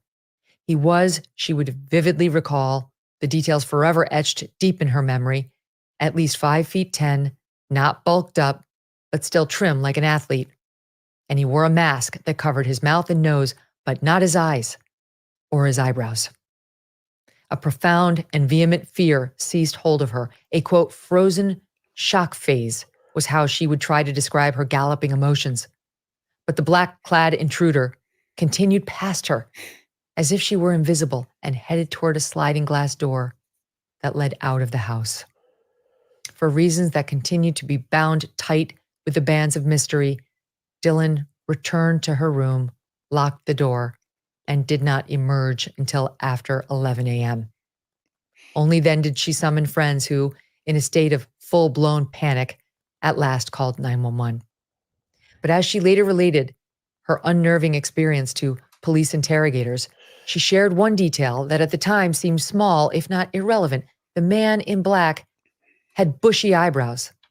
And now, 16 long days after the murders, Brett Payne found himself staring at a photograph of a man who might, just might, be the intruder Dylan had seen walking Oh, I've never purposefully seen that photo through before. her. I have never seen that photo before. That's got to be off one of his school IDs. Has anybody ever seen this photo before? I've never seen this photo. That's interesting. I've never seen that photo. Her home. There were a few other very notable elements that police would find in the house, which was detailed in the 18-page affidavit written by Payne on December 29th, New photo. just ahead of the arrest of Kohberger. Here's what Payne wrote in that affidavit. It looked like an ID photo to me. It's probably a school ID. I also later noticed what appeared to be a tan leather knife sheath laying on the bed next to Maddie Mogen's right side when viewed from the door. The sheath was later processed and had K-Bar USMC and the United States Marine Corps Eagle Globe and Anchor insignia stamped on the outside of it. You know, and this is what started all the Brent Kopaka rumors. This is the item that started all that, and all these channels that whipped this all up about Brent Kopaka. And as you know, I've been releasing all the body cam footage. Carrie and I are heads deep into that right now, and it's probably going to take us until March to get the full case file out. When I get my voice back, I'm going to start going through all of the legal documents that I have. My whole interest in it is this. To make sure that we 1000%, which I already know, is going to clear Brent Kopaka's name from any of this. Let that Purple Heart recipient rest in peace. Put the end to the conspiracies. But I want to look through the legal documents and see, was he ever questioned to be a suspect in the Idaho murders? Now, we may get it, we may not. But if it's all in the legality in those documents, we may see that in there. And let's see if he was cleared. But I'm going to tell you right now, he has got nothing 100% to do with the Idaho murders. It was a very extremely tragic situation that happened to him. I have a lot of things to say about that, things that I've seen so far in the body cam footage that I need to, to go back and look at. There potentially could be a civil lawsuit. It's tragic, and there's a lot of things I've talked about. The language that he used that day that I don't condone. I would never speak about, and I would never accept from anybody if anybody was speaking like that to me. Now, I can't. What is the word I'm looking for? I can't. I don't know. Brent Kopaka said some very vicious, awful things that day, and the words that came out of his mouth was disgusting. I'm not the judge and jury on that. I have my views on that. But my whole thing was to bring it forward and say, you're all wrong. Your conspiracies are wrong. And believe me, there's going to be people that grab my body cam footage that I'm releasing, or not my footage, but the body cam footage that we've been releasing. And they're going to run streams, and they're going to run conspiracy, and they go, see, you see it? You look, you see it? See the move right there? Did you see there's no furniture in the apartment? It's staged. It's this, it's that. Believe me, they're going to do it. But we know here in LTL, we clear the name of Brent Kopaka and we allow him to rest in peace. All right, let's keep on. The Idaho State Lab later located a single source of male DNA left on the button snap of the knife sheath. We'll get back to the affidavit in one sec. That single source of male DNA would prove to be crucial, as you will hear later on. In an episode of The Megyn Kelly Show from earlier this year, we talked with Cece Moore about the DNA that was found at the crime scene. Cece is known as the DNA detective and is one of the leading experts on what's called genetic genealogy. Listen. I think that he went to great lengths to not leave DNA. He likely had gloves on. He was, educated about this. You would think he certainly would have made sure he wasn't leaving DNA behind, but he must have handled that knife sheath earlier when he didn't have gloves on. That's my guess. But I also want to point out that they don't have to reveal everything they have in the affidavit, and you know that, of course. And so I think it's very possible they have additional DNA.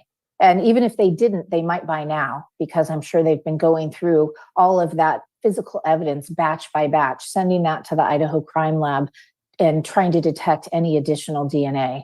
So I don't think we'll really know what they have until this case progresses. And hopefully they will find more DNA or already have. It might be more complex, meaning there might be mixtures of blood.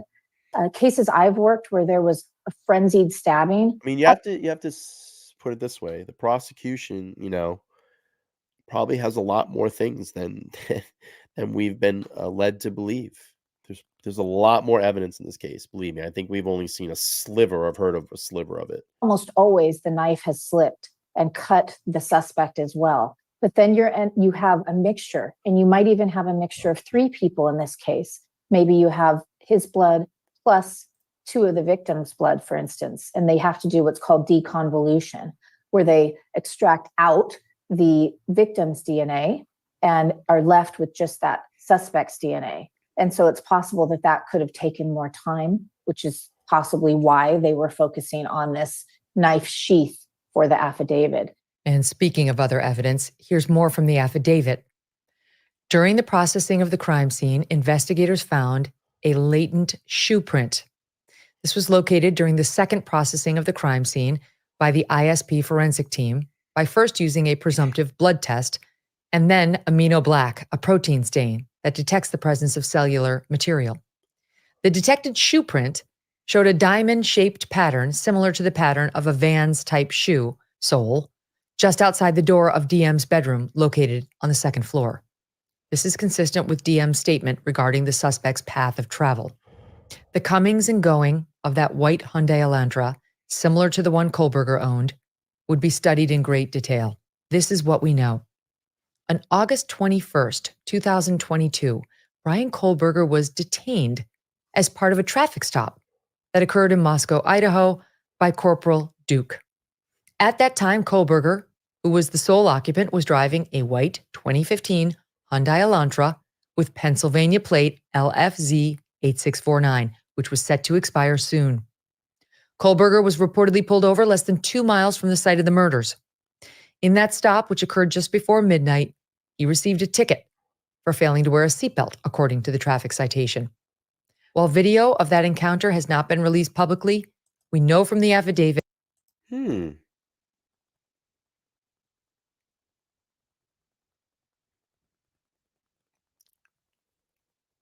I just had a thought. And I just had a thought that she said the video of that has not been publicly released. Now, I think we've talked about this before and we've debated this before. And I've been watching a lot of recent police body cam footage videos. And detained. I always go back to that word of detained. You know, people always say, well, detained, you're pulled over, so they've detained you. But I was watching a lot of body cam footage, actually watching one today where a lady was out in a parking lot and brandished a handgun in the parking lot at 2 people and walked into a Best Buy. And when the police came to confront her, they held her and essentially said, you are detained. You're not allowed to go anywhere until we ask more questions or figure out what's going on in this situation. Now, I can't remember if they put her in cuffs at that point. I don't think they did, but they held her there to ask her more questions. So could there be a possibility that Kohberger was maybe removed from the car, detained? Did an officer search that car in that detainment to maybe lead to scrub out maybe another incident that could have been going on? Now, again, I'm just theorizing this. Did he look through Kohberger's car? Did he have some kind of hunch? But detained to me means that you are held for a specific reason of an investigation. And that's what I see a lot of this in these body cam videos. Now, this is just my opinion. I'm not an expert on this. Idaho detainment law might be different. Maybe it just means you're pulled over and they let you go, you get a ticket and you go. But detained, what I've seen, like I said, in a lot of these videos are you are being held by that police officer. They're asking you more questions for a further investigation. Is it a possibility that we know that he was down and seen in that area 12 times? Did this officer pull him over before or see that car in that area before? It's quite a possibility. Maybe that's why he detained him this time, to see what was going on, what his activities were. It's a possibility. Possibility. All right, we'll keep playing through. That Kohberger provided his phone number as ending in 8458, and that investigators conducted electronic database queries to begin to trace that phone number and the pings related to it. We also know that on October 14th, Yeah, and you know what? Those officers could have been, they're in that area, looking around that area, and you see this kind of odd car, this odd guy in that area. What are you doing around here? What is your purpose? And maybe it's not answering the right, giving the right answers to the questions. Maybe he's being a little bit shady, so he's detained. I want to investigate you a little bit more. That could be the possibility. I'm telling you, we're all going to want to see the video of that stop, believe me. Yeah, he could have been on some type of radar, being in and around that area 12 times. Maybe someone reported this car before. Hey, there's been this white Elantra that's been in and out of this area like 12 times, looking around, acting weird, kind of shady. It's been alerted to the police. We may find that out in this investigation during the trial. Maybe some witnesses come forward and say, hey, I made a complaint. This guy was watching me too, scouting the area. And maybe that's how he became fixated with Kaylee Madison or Ethan, But it all makes you kind of think. Did they have this guy on the radar a long, long, long time ago? They knew about him. 2022, less than a month before the murders, Bryan Kohberger was detained again as part of a traffic stop by a WSU police officer. This one? So Rogue says law enforcement may detain someone based on reasonable suspicion, such as a lower standard than a probable cause required for an arrest. Great. I mean, that's what I mean. They're looking at him a little bit more. You're detained. You're not allowed to leave. We want to ask you a few more questions, see what's going on, that kind of stuff. Was for running a red light. And that body cam footage could have been released. Take a look. I am Officer Loangus. Stops being audio and video recorded. Again, I think you know. A nervous Nelly here. Nervous Nelly. Why I stopped you? You ran the red light. Go back. Look at his eyes. A shifter here. Ooh. Ooh. He starts doing. Ooh. Watch. Body cam footage has been released. Take a look. I am Officer Loangus. Stops being audio and video recorded. Again, I think you know why I stopped you. You ran the red light. What actually happened was I was stuck in the middle of the intersection. Yeah, so I was behind you. A lot of people will do that right away to try to deflect, to try to get you away. What I was doing was this. That's deflection. I want to get this officer away from me as quick as possible. I don't want them to know anything that's going on. This is eerie. A month later, everything goes down at 112 King Road. Time. Yeah. Yeah. But it never even occurred to me that was actually something wrong. I'm actually just from a very rural area, so we just don't have crosswalks. Oh. Unless I visit an area where there are crosswalks, and then it's not very frequent. Yeah. I do apologize if I was asking you too many questions about the law. I wasn't trying to No, not at all. I understand you're not from here. So, investigators had Kohberger's cell phone data. And what did they do with it? They tried to see if they could find where that phone was pinging on the night of and the morning after the murders. This is from the affidavit. On November 13th, 2022, at approximately 2:42 a.m., the 8458 phone. This is really good. I'm thoroughly enjoying this. I'm not really a Bloom fan, but the way Megyn Kelly is presenting this, I think it's very good. And I wish I had the stamina and the know-without to do something like this. I tried an attempt at it a very long time ago. This is difficult. This is a team of producers and writers, and it takes a long time to do something like this. But this is really good. And I'm glad that you're all here watching this. I think it's really good. And I'm excited to watch part 3, 4, and 5. One was utilizing cellular resources that provide coverage to 1630 Northeast Valley Road, apartment G201, Pullman, Washington, hereafter the Kohberger residence. At approximately 2:47 a.m., the 8458 phone utilized cellular resources that provide coverage southeast of the Kohberger residence, consistent with the 8458 phone, leaving the Kohberger residence and traveling south through Pullman, Washington. This is consistent with the movement of the white Elantra. At approximately 2:47 a.m., the 8458 phone stops reporting to the network, which is consistent with either the phone being in an area without cellular coverage, the connection to the network is disabled, such as putting the phone in airplane mode, or that phone is turned off. The 8458 phone does not report to the network again until approximately 4:48 a.m., at which time it utilized cellular resources that provide coverage to Idaho State Highway 95 south of Moscow, Idaho, near Blaine, Idaho. Between 4:50 a.m. and 5:26 a.m., the phone utilizes cellular. I already know who's going to do this stream next. I know who you are. Yeah, copy me.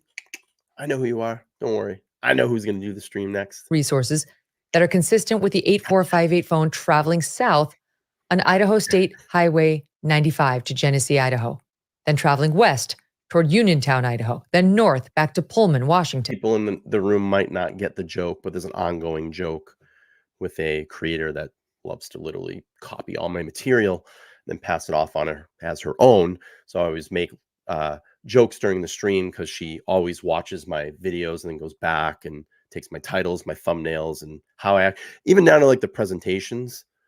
She likes to do that too, and then pass it off on her own. So, gotcha. We know who will do it.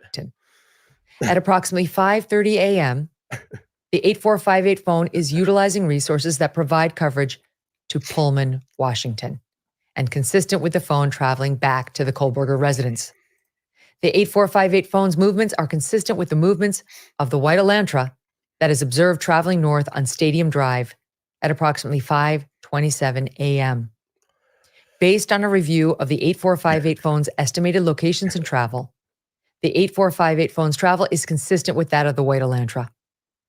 Further review indicated that the 8458 phone utilized cellular resources on November 13th, 2022, that are consistent with the 8458 phone leaving the area of the Kohberger residence at approximately 9 a.m. and traveling to Moscow, Idaho. Specifically, the 8458 phone utilized cellular resources that would provide coverage to the King Road residence between 9:12 a.m. and 9:21 a.m. The 8458 phone next utilized cellular resources that are consistent with the 8458 phone traveling back to the area of the Kohberger residence and arriving to the area at approximately 9:32 a.m. Investigators found that the 8458 phone did connect to a cell phone tower that provides service to Moscow on November 14th, 2022, but investigators do not believe the 8458 phone was in Moscow on that date. The 8458 phone has not connected to any towers that provide service to Moscow since that date. We'll get back to the affidavit in a bit. So that's where things stood as of the end of November, or at least as the end of November approached. Christmas was nearing, and the police did not believe that they had enough yet to make an arrest. And now, as Howard Bloom puts it, the discovery that Kohberger had apparently turned off his phone during the time when the murders occurred was further tantalizing knowledge. Of course he did. But it was not enough. They also sourly realized to persuade a judge to issue an arrest warrant. All they could do for now was store this intelligence away until another vital part of the puzzle could be unearthed. The crucial eureka moment that would allow them to tie all the disparate pieces into a firm knot. A knot that not even the most industrious defense attorney could ever hope to unravel. The entire country, or so it often seemed, was complaining that the case was dragging on and on without resolution. It would be a disaster, not just professionally, but also for their own peace of mind, because Moscow was, for many of them, a hometown, too. If Kohberger slipped out of the police's grasp before handcuffs could be firmly locked around his wrists. And that brings us to the journey that was to come, as Bryan Kohberger was set to begin a cross-country journey with the FBI and other law enforcement monitoring closely, or at least trying to. And he would have a guest on this journey, his father. As Bloom writes, Michael Kohberger, the father, was worried about the snow. Only days earlier, he had flown from Philadelphia to Seattle, then caught a twin-engine Embraer 170 jet for the 1 hour or so shuttle flight into the frigid Pullman-Moscow Regional Airport. And now, December 13th, he was already heading back home. Only this time, it would be a road trip. It was a fatiguing back and forth cross-country jaunt, especially for a 67-year-old. Gee, wouldn't you like to be a fly on the wall in that car? Yes, it's part of the Looking Back series. Believe me, she's over there tonight misleading everybody in the Chelsea Grim case. It's pretty sad. She's going to mislead a lot of people that watch that stream. I mean, I have the most current, up-to-date case file and extensive research in Chelsea's case. I don't know what she's doing, but she's misleading a lot of people over there tonight. And it's sad. It's really sad because it's going to confuse a lot of people. There's nothing else in Chelsea's case right now. Everything is quiet. It's dormant. No one is talking. No one knows nothing. Chelsea's SUV has been sold. Her apartment lease has been given up. I don't know what she's doing over there, but she's deciding to bring everybody back to the beginning and confuse everybody with no research. Hasn't done one interview with anybody that's been involved in that case. She did a FOIA request because she found out that we were doing them, so she's got to go out and do that. And now I'm going to mislead everybody in Chelsea Grim. It's insane. I'm telling you, tomorrow, part 1, part 2. Let's look at Megyn Kelly's podcast, Idaho 4. Kohberger had promised his son Bryan, who had nearly a month off before classes resumed at Washington State University, that he would accompany him on the drive back home for the Christmas break. All right, we're probably going to get another commercial and a sponsor, which we are not. Let me just speed up here. Here we go. Bring it back to Megyn. Into rehab to kick his teenage heroin habit. But now the young man seemed on a good path. Studying for a PhD in criminal justice offered a promising career trajectory for Bryan. And it can be imagined it must have puffed up a father with a prideful sense of parental accomplishment. After all, Michael's own life had been tarnished by not one, but 2 embarrassing bankruptcies, and his work days were a drudgery, spent as a maintenance man at the dreary high school his 3 children had attended. Perhaps he was even looking forward to this road trip as a way to revitalize his relationship with his son, a way to bury once and for all any lingering remnants of their old antagonisms. But now Michael, as he'd later recount to an associate, was largely focused only on the forecast. When it snowed in the Northwest, the accumulations were routinely measured in feet, not inches, Michael knew. And so he wanted to get going. When the weather came in, it would be rough traveling in a 7-year-old Hyundai Elantra without 4-wheel drive. You'd be slipping and sliding all over the road. So he urged Bryan that they should pack up and get going now. His son agreed.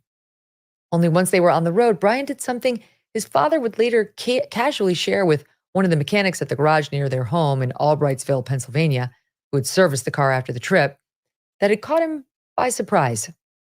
Before Michael had headed out to Washington, he had Googled the route back home. The quickest, most logical drive was pretty much a straight line, plowing across the country along I-90. Bryan, however, button-hooked south toward Colorado, where he'd pick up I-70. It seemed to make little sense. Colorado in mid-December was snow country. There was no telling what might suddenly come blowing down from the Rockies.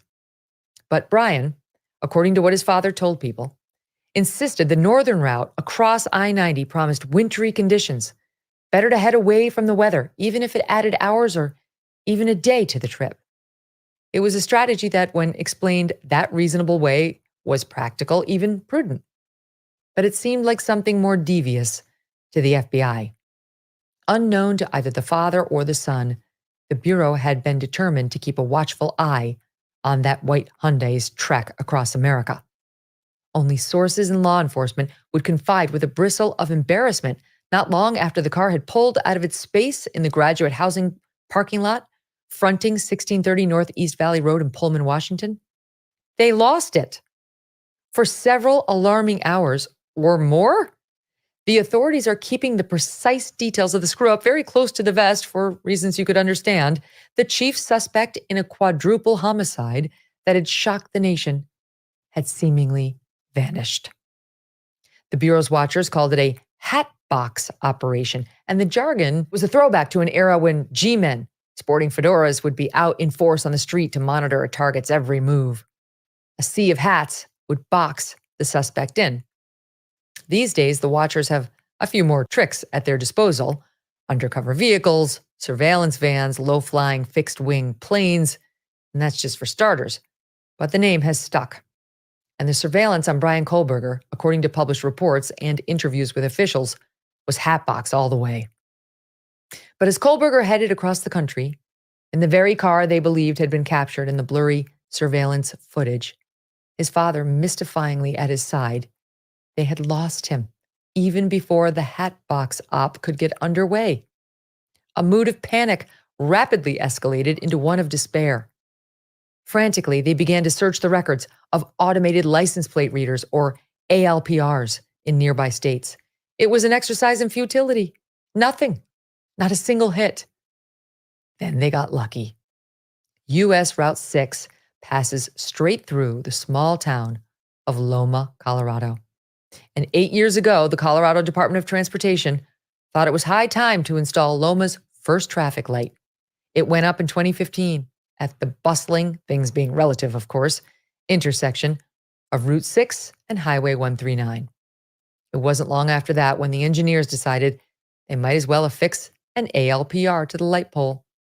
And on December 13th, it caught Washington State Plate CFB 8708, the white 2015 Elantra, registered to Bryan Kohberger. Now, we should pause here in Bloom's reporting to note that the FBI disputes that they ever lost Kohberger during his trip across the country. Quote, the FBI is aware of reports detailing alleged FBI surveillance on Idaho murder subject Bryan Kohberger, an FBI spokesperson said. There are anonymous sources providing false information to the media. For his part, Bloom points to the affidavit itself and its curious wording, which notes the following, quote, investigators believe that Kohberger is still driving the 2015 white Elantra because his vehicle was captured on December 13th, 2022 by a license plate reader in Loma, Colorado. Bloom says his sources were within the FBI, that he trusts them, and he stands by his reporting. Speaking of Bloom's reporting, back to it here. With this sighting, the hatbox op was once again underway. The watchers would keep their eyes covertly on the car all the way to Pennsylvania. Fate had mercifully bestowed on them a second chance, and they were determined not to stumble. Still, they were not prepared for what happened next. The interstate was as flat and empty as the landscape. Any threat of snow had vanished.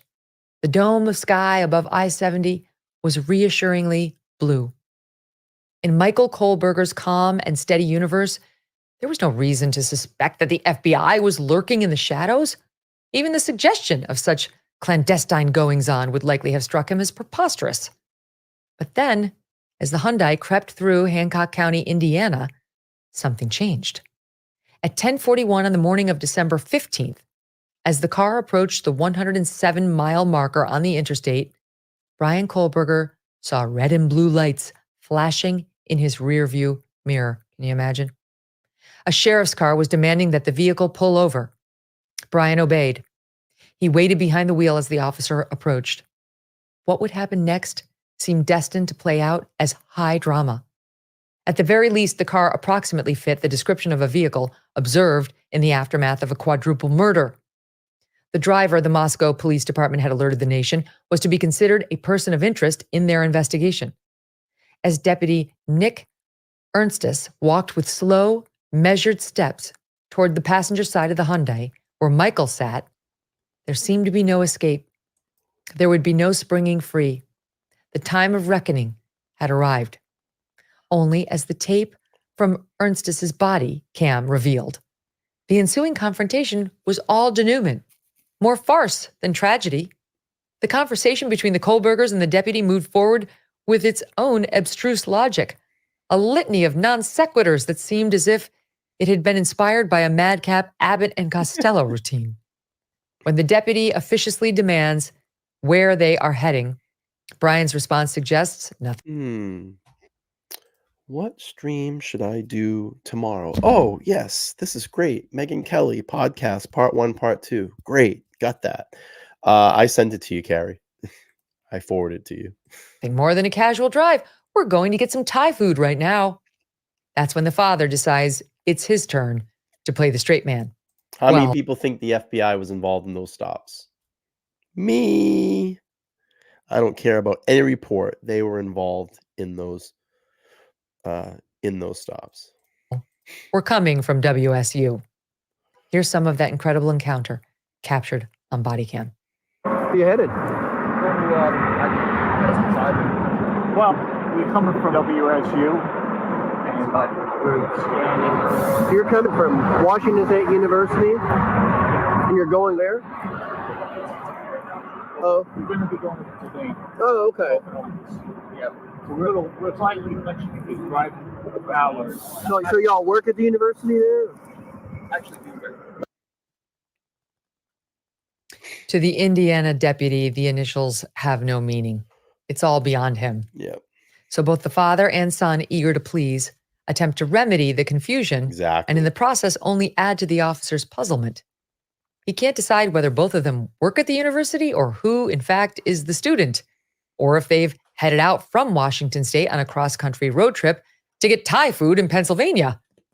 In the end, perhaps eager to escape from this madness, he warns them not to tailgate and lets them go without a ticket. As the body cam footage ends, it is difficult to discern who's happier to be driving off, the Kohbergers or the deputy. Yet a quick 9 minutes after they're back on the interstate, Bryan once again sees flashing lights in his rearview mirror. The Kohbergers are stopped again. This time, it's a state trooper who pulls them over. And here again... You think he crapped his pants on the first time or the second time? I think more the second time. I think the first time he's like, we got away with that. Then the second time he was like, oh shit, they're coming to arrest me. That's what I think. We can watch some of the body cam of that remarkable interaction. I stopped you, man, when you're driving by me there, you're looking back at semi. I'm not going to give you guys another ticket or warning if you just got stopped. Just make sure you give yourself plenty of room, okay? Once more, at the very least, their car should create a shock of recognition. After the nationwide Moscow PD vehicle alert, it's a ticking bomb. Only against all odds, they're again simply reprimanded for tailgating and sent on their way without a ticket.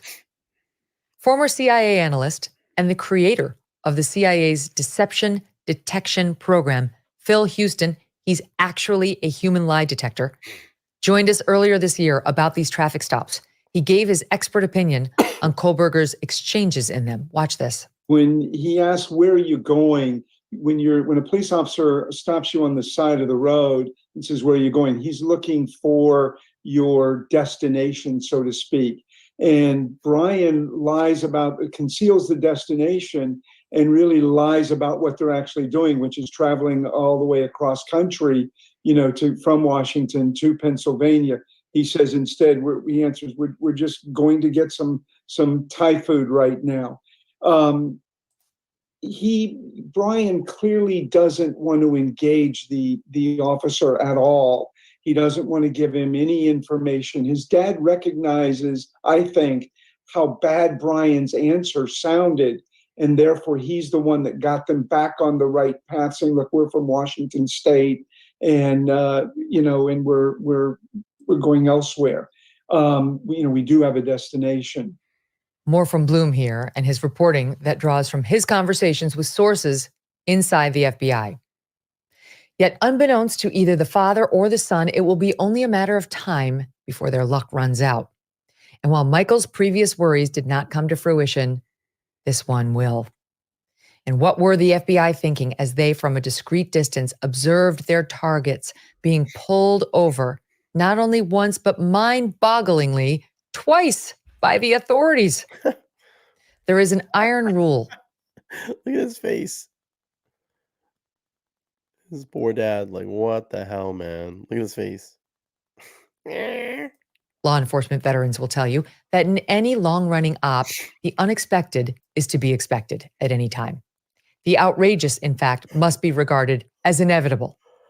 Yet, according to sources familiar with the Bureau's skittish temperament, as these two unanticipated traffic stops played out, a knowing patience was not the guiding standard that December day. The agents were frustrated and they were angry. The possibilities were too dangerous. The main problem, shared law enforcement officials with an arm's length familiarity with the FBI's surveillance operation, was the watchers' helpless passivity. All they could do was observe from a distance and wonder. Had diligent Indiana lawmen spotted the car traveling down the interstate and immediately connected it to the white Hyundai that was wanted by the Moscow PD? Sleepy. Were the locals about to make an arrest before the final incriminating piece had been fitted into the puzzle? If that happened, it had the potential to be a catastrophe. Yeah, can you imagine that? If he would have got arrested there in Indiana, that would have fucked everything up.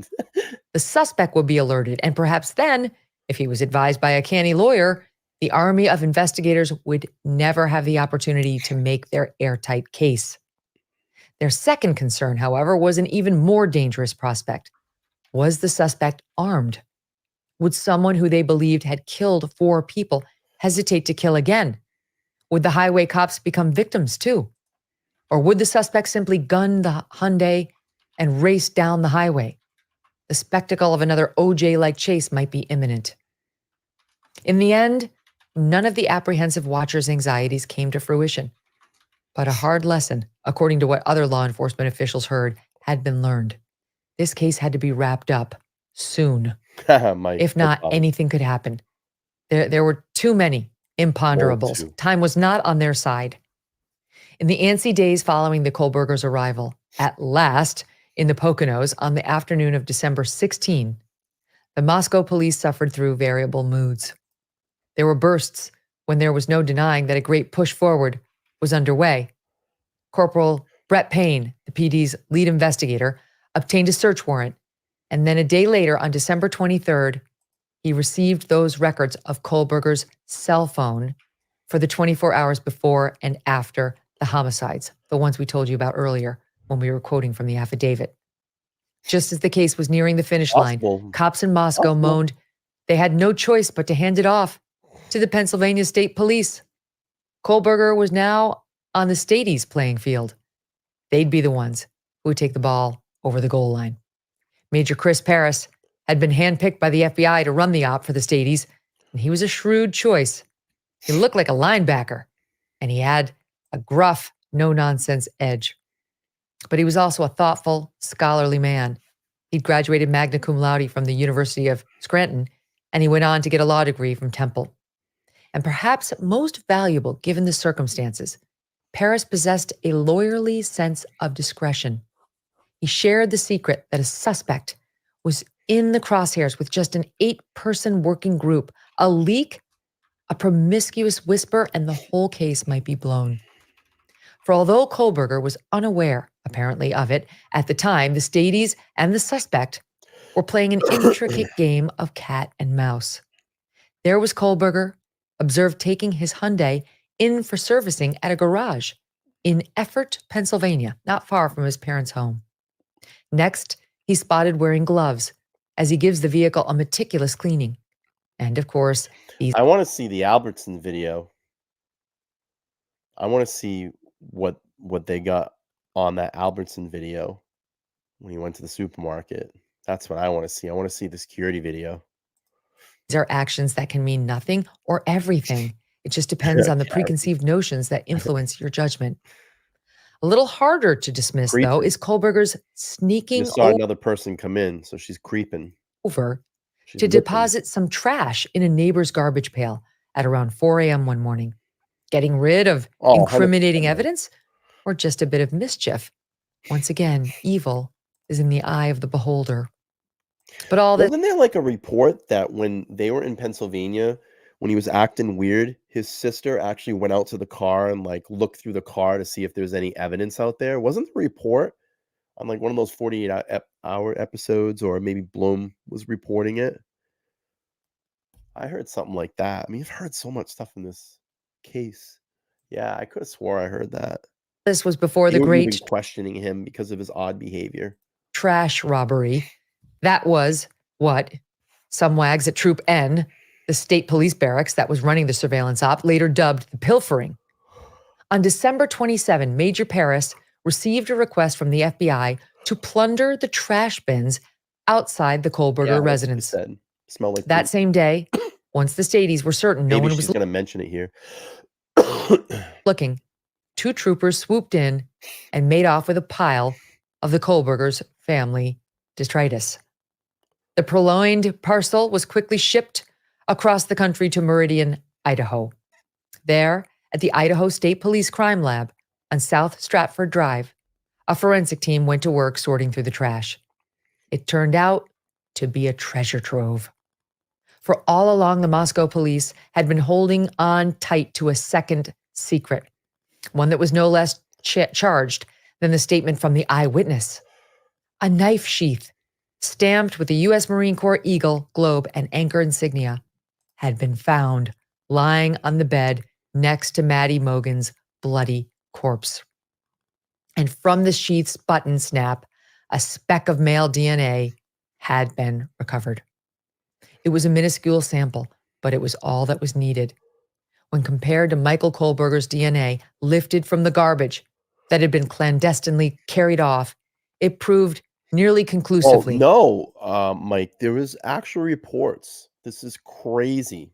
I remember hearing this, that when the police were surveilling him, that he actually was out, I think, not running or walking one night, or it was the night that he was bringing trash over to the neighbor's yard, and they literally almost hit him with their car. There was some report of that.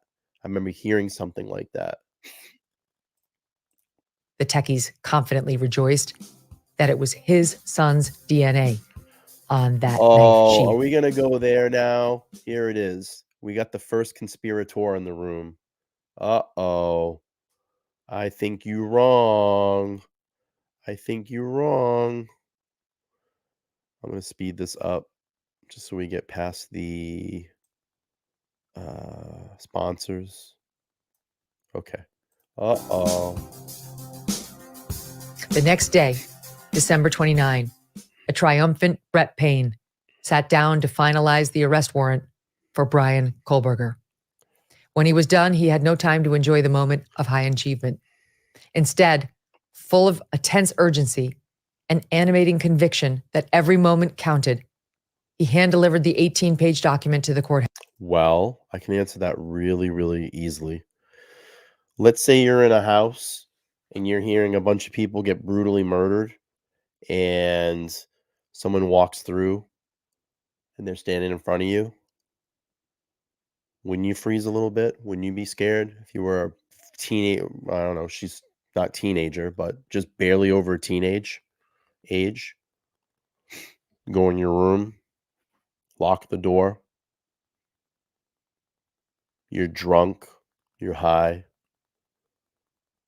Making sure the boogeyman goes away. I'd be scared too. I'm a pretty sizable guy that can handle myself. If I heard that, I'd probably send shivers up my spine too and be afraid to come out. Now, I'm a guy. Let's put that on a girl. And not saying that I'm doing the whole gender thing and all that, but I'd be pretty freaked out. Even as a guy, super freaked out.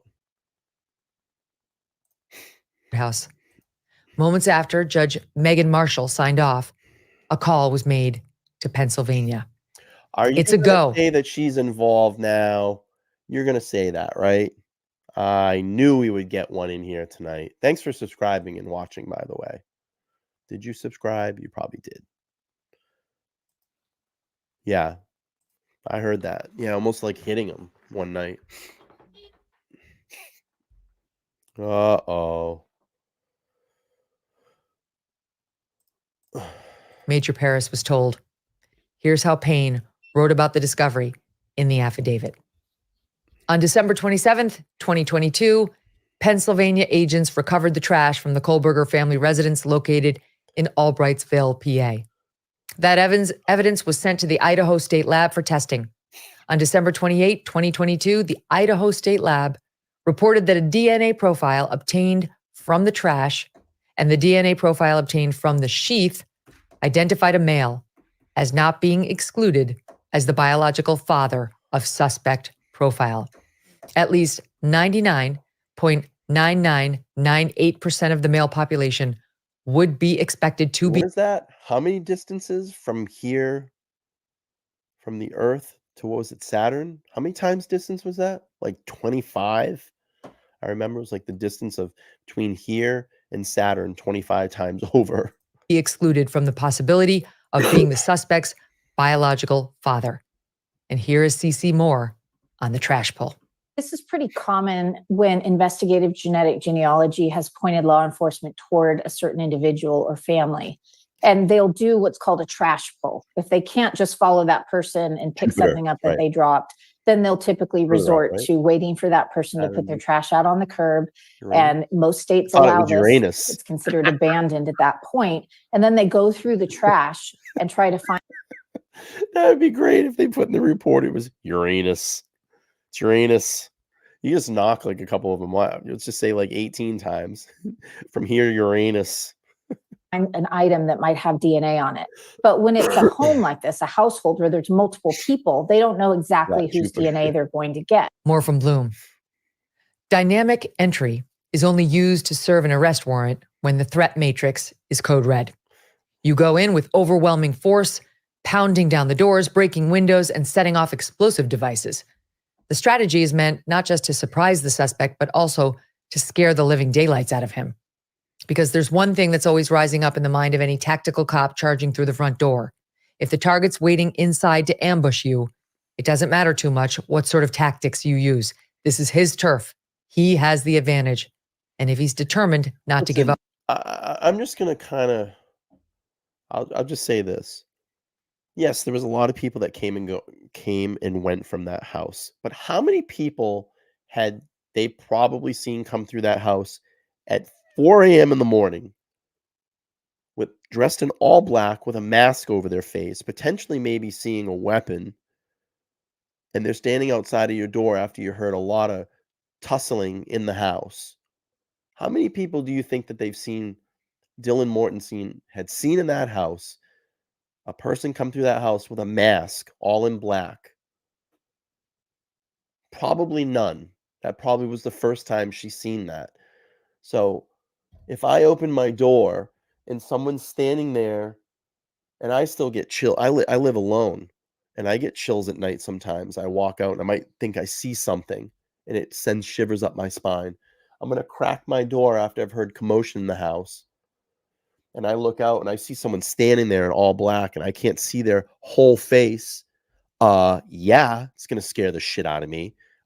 Yeah, probably going to go back in my room and lock the door to put some barrier between me and that person.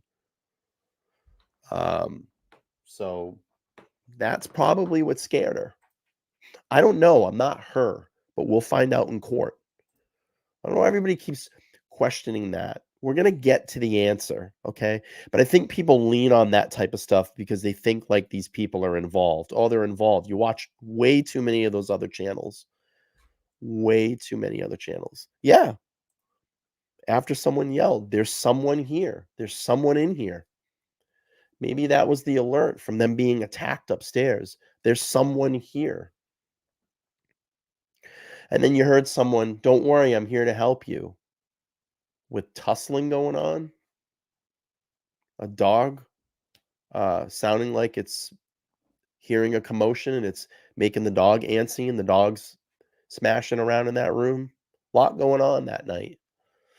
And maybe you're just too drunk or too inebriated to kind of dissect everything.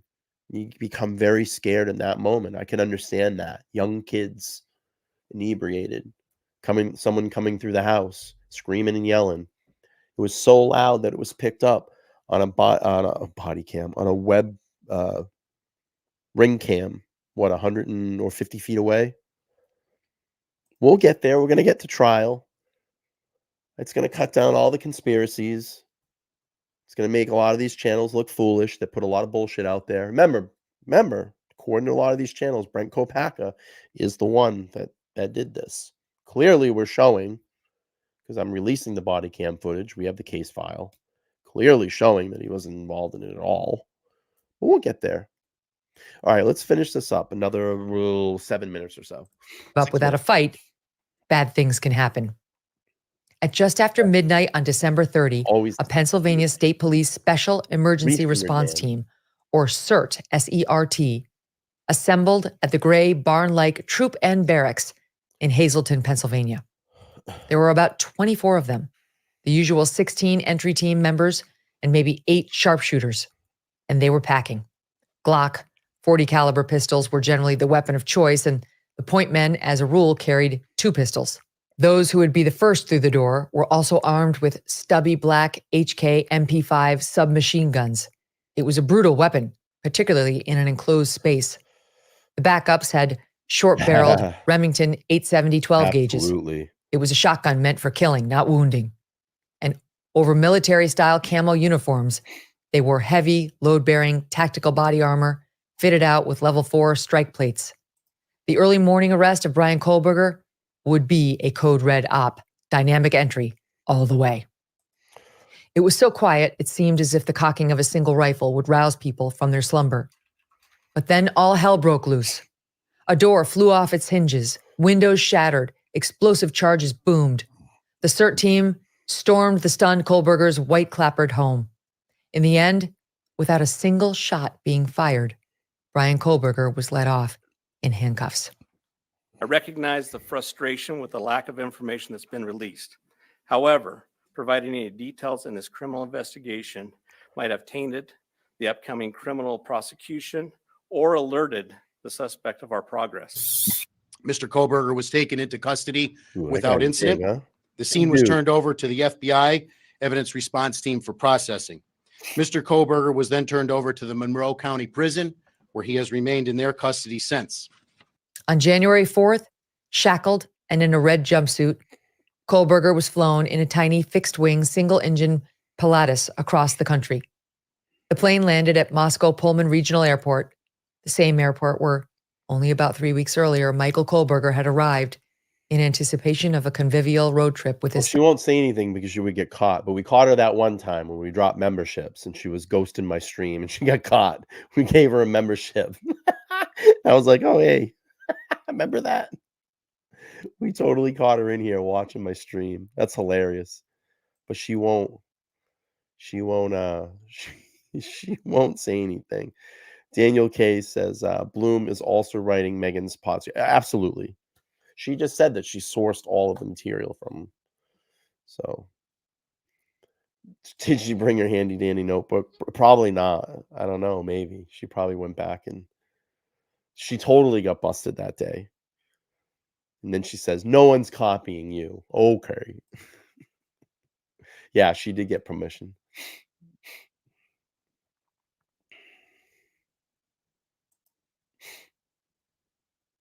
Yeah, that's kind of her delivery. I mean, it's a podcast, so yeah, we have the visual aspect of this, but if you're listening to this on Sirius XM, you're going to want to put some feeling into it to kind of hold the audience there to watch, to listen, I'm sorry. But we're watching the visual, so not much going on with the visual, but you're trying to kind of record these in a captivating way to hold your audience in. So yeah, of course. All right, let's keep finishing that. We'll finish this up. But as Bloom writes, nothing in this case would be easy. A little cheesy. Yeah. There existed quite a few It is what it is. bad facts.